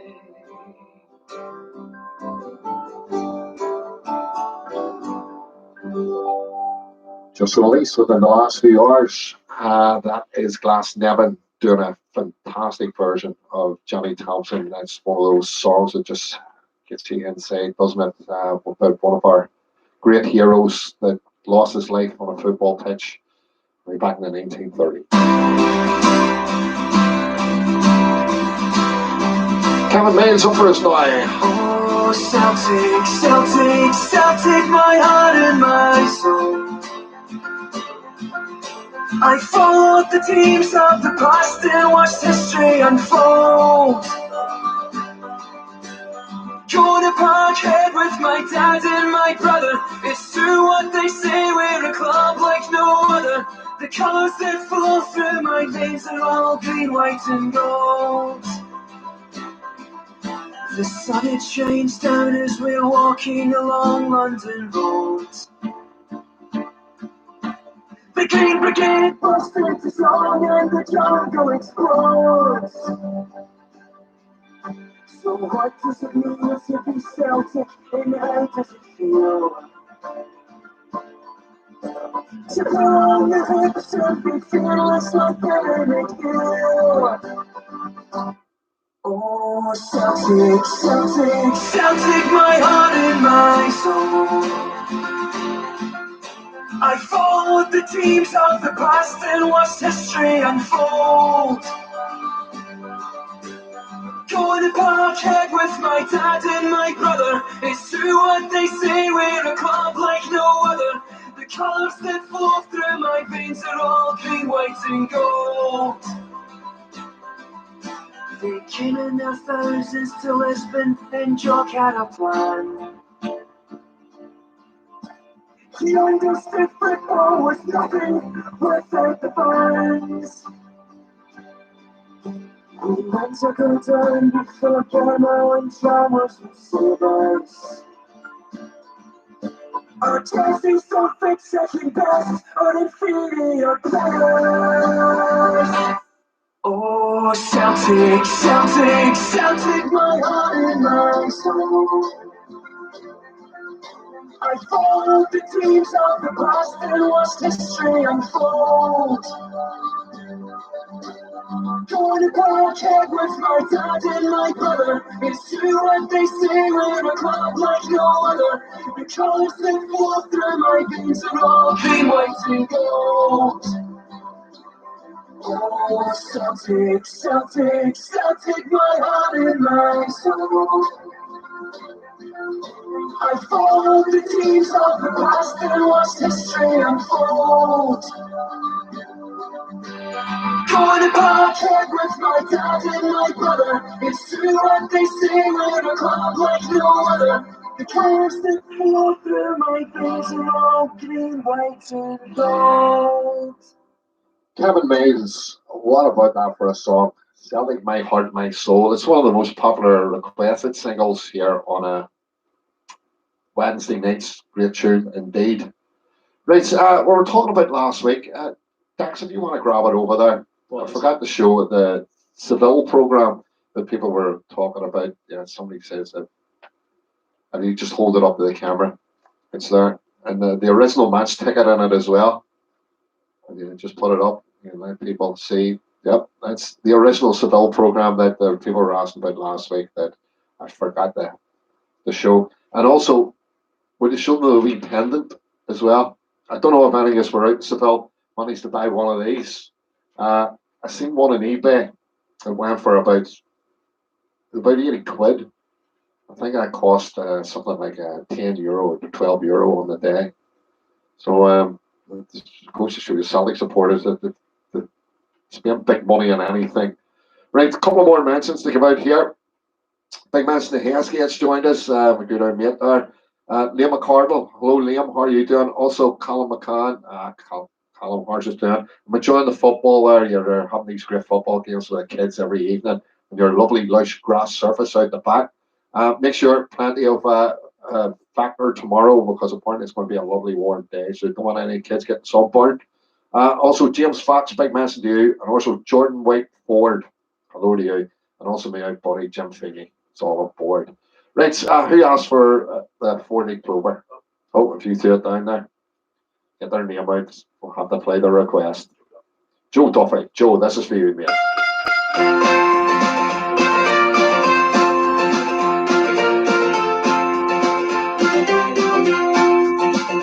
Falling clover on my breast, and the green and white upon my chest. It's such a joy for us to see, for the great football, the Celtic way.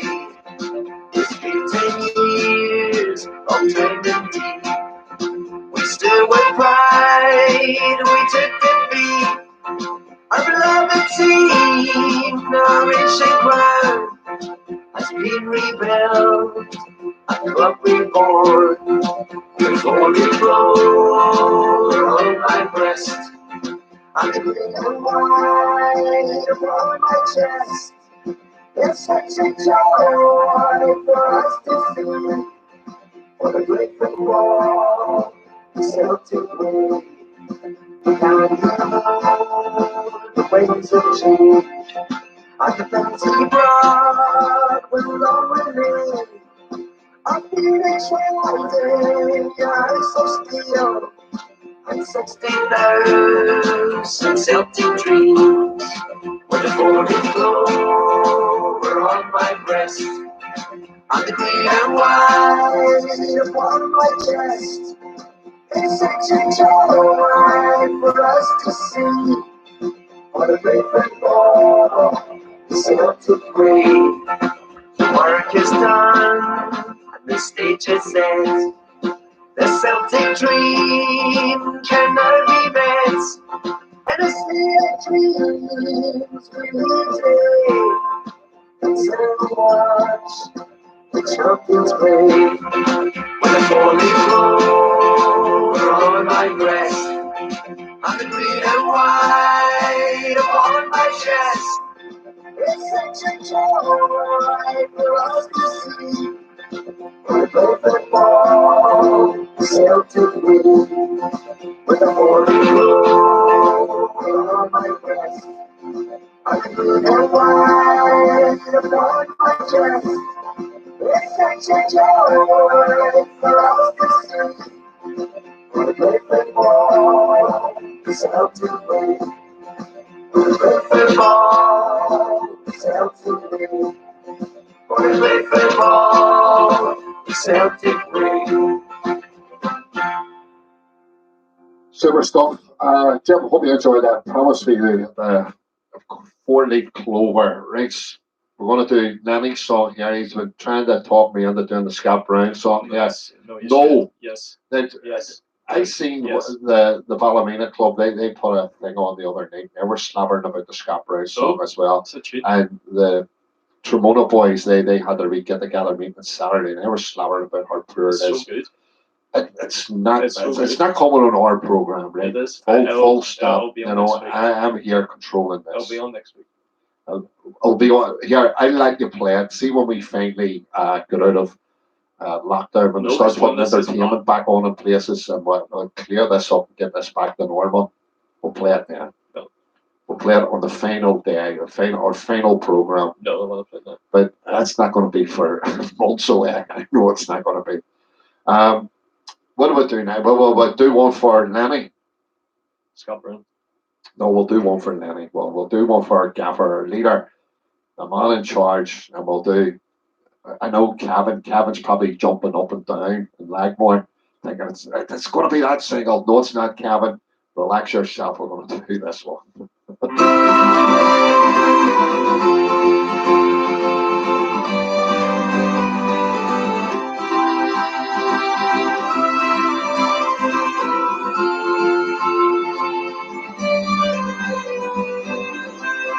I can hear the sounds so loud, so felt the joy. Just the land has brought a bright and thunder to the boys. Yes, we won the league again tonight. We'll play the time. We'll play the close and got the shit begun.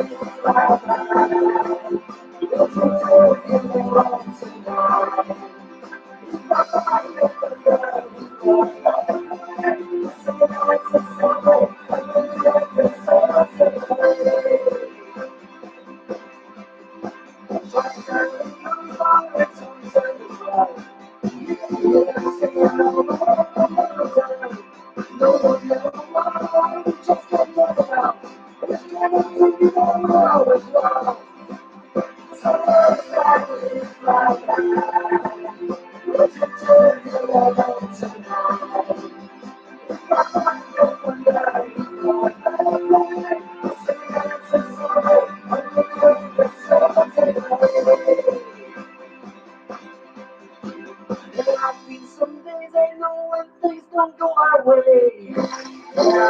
Sometimes when it all seems so far away, I look down into the ground and I know it's gonna change. And we're gonna keep the faith, no, we're gonna away. So everybody cry out, we'll take to new land tonight.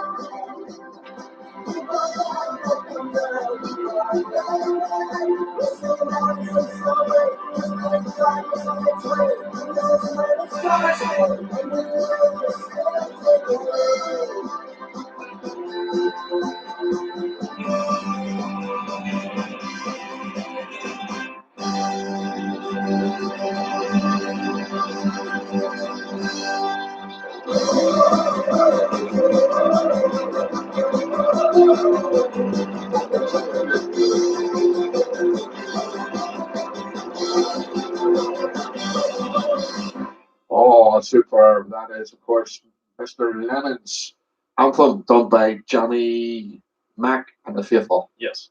Finally got it You right, got it Barry right, James. yeah. Yeah. Right, we'll put a wee photo up there when that was playing. This guy here. Don't think he gets enough credit for Norwegian Prince. yeah, for know what I mean, for the situation we're set in now. There was a great interview. Me and Dagger watched it there last week.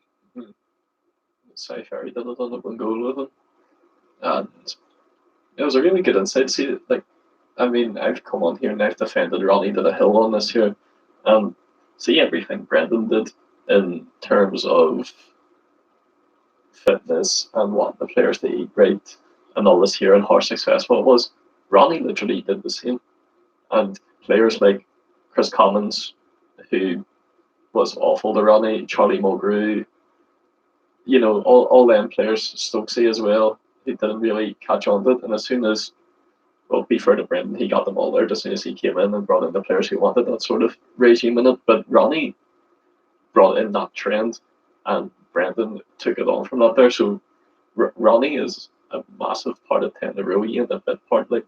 He was very undermined, by some players. He's a smashing fella. He comes across really well.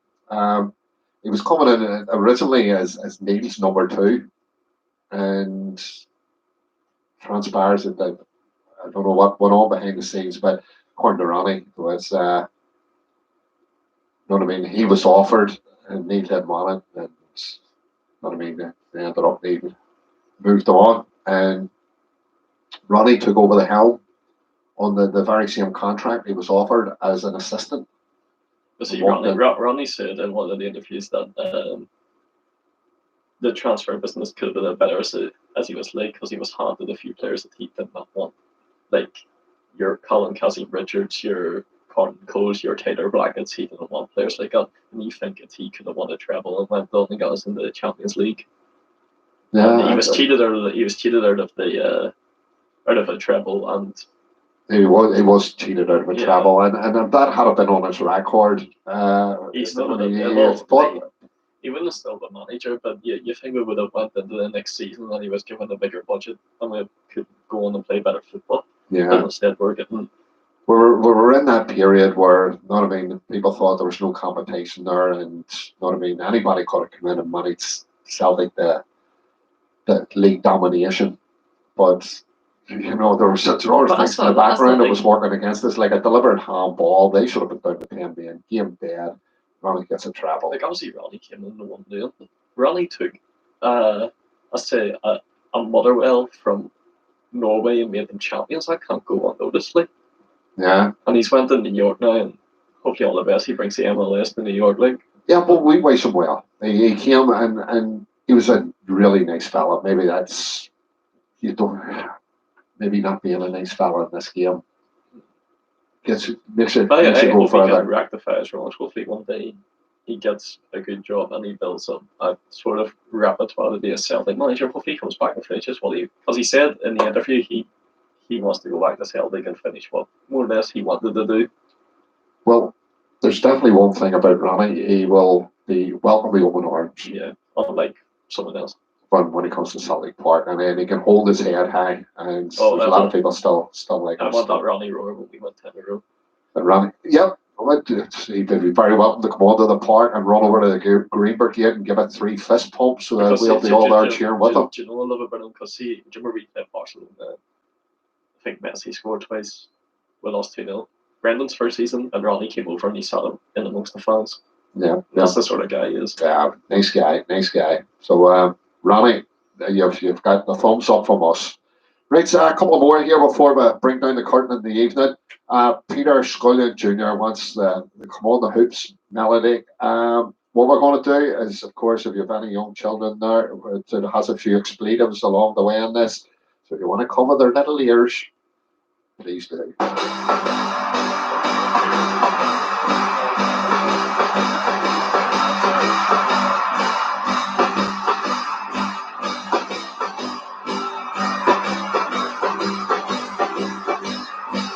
Come on the hoops, come on the hoops. Come on the hoops, come on the hoops, come on the hoops. Come on the hoops, come on the hoops. Come on the hoops, come on the hoops, come on the hoops. We shall not be hurt. We shall not be hurt by us. There's a angel. We shall not be hurt. We shall not be hurt. We shall not be hurt by us. There's a angel. We shall not be hurt. Come on the hoops, come on the hoops, come on the hoops, come on the hoops, come on the hoops. Come on the hoops, come on the hoops, come on the hoops, come on the hoops, come on the hoops. We kiss the girls, we kiss the girls, old sash up your house. Or you can stick your own sash, stick your own sash, stick your own sash up your house. Singing down over Hamilton, oh singing down over Hamilton, oh singing down over Hamilton, was you fucking silly? Down over Hamilton, and if you hit the fucker, just up your hand. And if you hit the fucking ring, just up your hand.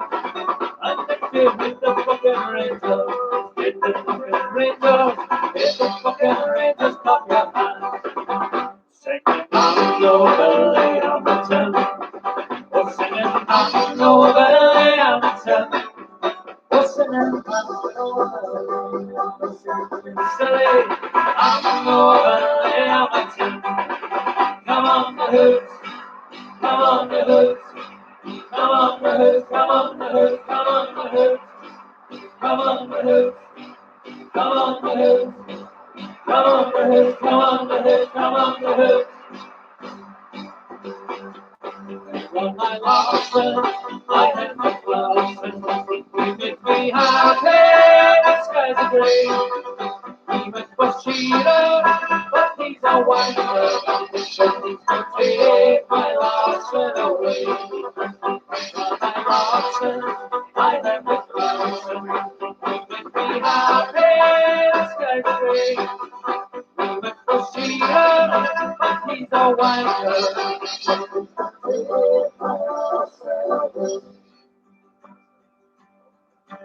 Sutton flicking it into Larson, Larson into the box, trying to play it into Hudson. Larson's got a chance here. Larson in! Go, go, go! Henrik Larsson scores! It's the goal, Celtic Larsson! They're 1-0! They got the goal! It's David Henrik Larsson!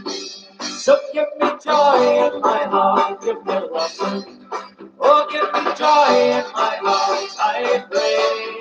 Oh, give me joy in my heart, give me Larsson. Give me Henrik Larsson all the way. Henrik Larsson, Henrik Larsson, Henrik Larsson is the king of kings.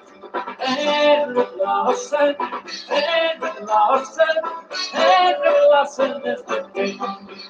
Come on the hoops, come on the hoops. Come on the hoops, come on the hoops, come on the hoops, come on the hoops, come on the hoops, come on the hoops, come on the hoops, come on the hoops, come on the hoops, come on the hoops, come on the hoops, come on the hoops, come on the hoops, come on the hoops, come on the hoops, come on the hoops, come on the hoops, come on the hoops. Right, folks. Down to the last thing of the evening. I hope you've all enjoyed yourselves tonight. Once again, a big thanks to John Fallon, who jumped on board this evening and let us know just a little bit about his career. Listen, he's written a book. You're going to get the full story of his whole time at Celtic Park, through the injuries, through being dropped, and then, of course, his brilliant tally of medals that he accumulated at Celtic. He's an absolute gentleman. He came aboard this evening, gave up well over an hour of his time here to sit and speak to us. An absolute legend on all our eyes. Of course, the book, I will put the details online through all the Celtic streams that this is going live on this evening, and I'll give you all the details. You can hop aboard. I'll give you the bank details. The book is £10, £2.50 for the postage. Anybody that's looking them saying for friends or family, once you pay, listen, just put it in. We'll give you a wee option to write to who the book is for, and make sure we get all the correct addresses and get them all sent over. So, folks, thanks for your ears this evening. We go again next Wednesday. Let's hope between now and then we hear about slight improvements of what this lockdown will be lifted or whatever. And maybe get a wee bit of word, and we're going to get the Scottish Cup maybe played, maybe September, October, because we need to deliver the quadruple. You know what I mean? We still haven't taken our eyes off it. I'm sure one or two years I forgot about that. Maybe 9 in a row champions, but there was still one more trophy to deliver there. So from me and Declan this evening, Yeah, good night. look after yourselves, folks. What we'll do is, as usual, we'll round off. You'll never walk alone. We'll get Dax to pull the scarf out here. So thanks for your ears this evening, folks. May God bless. When you walk through the storm, hold your head up high and don't be afraid of the dark. At the end of the storm, there's a golden sky. Just give you a reminder tomorrow night. Don't forget, let's get quizzical with Dominic. Get yourselves aboard. And also, don't forget the Rebel podcast, 1 to 3 on a Sunday. God bless you all. Good night. Walk on, brother. Walk on, brother.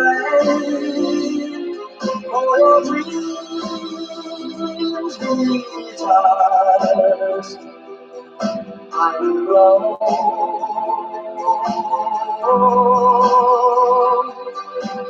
Walk on, with hope in your heart, and you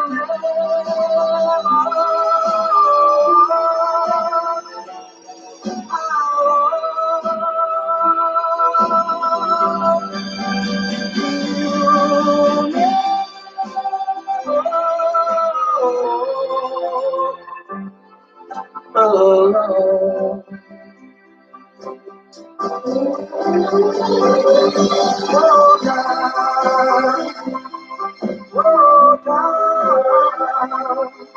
With hope in your heart, and you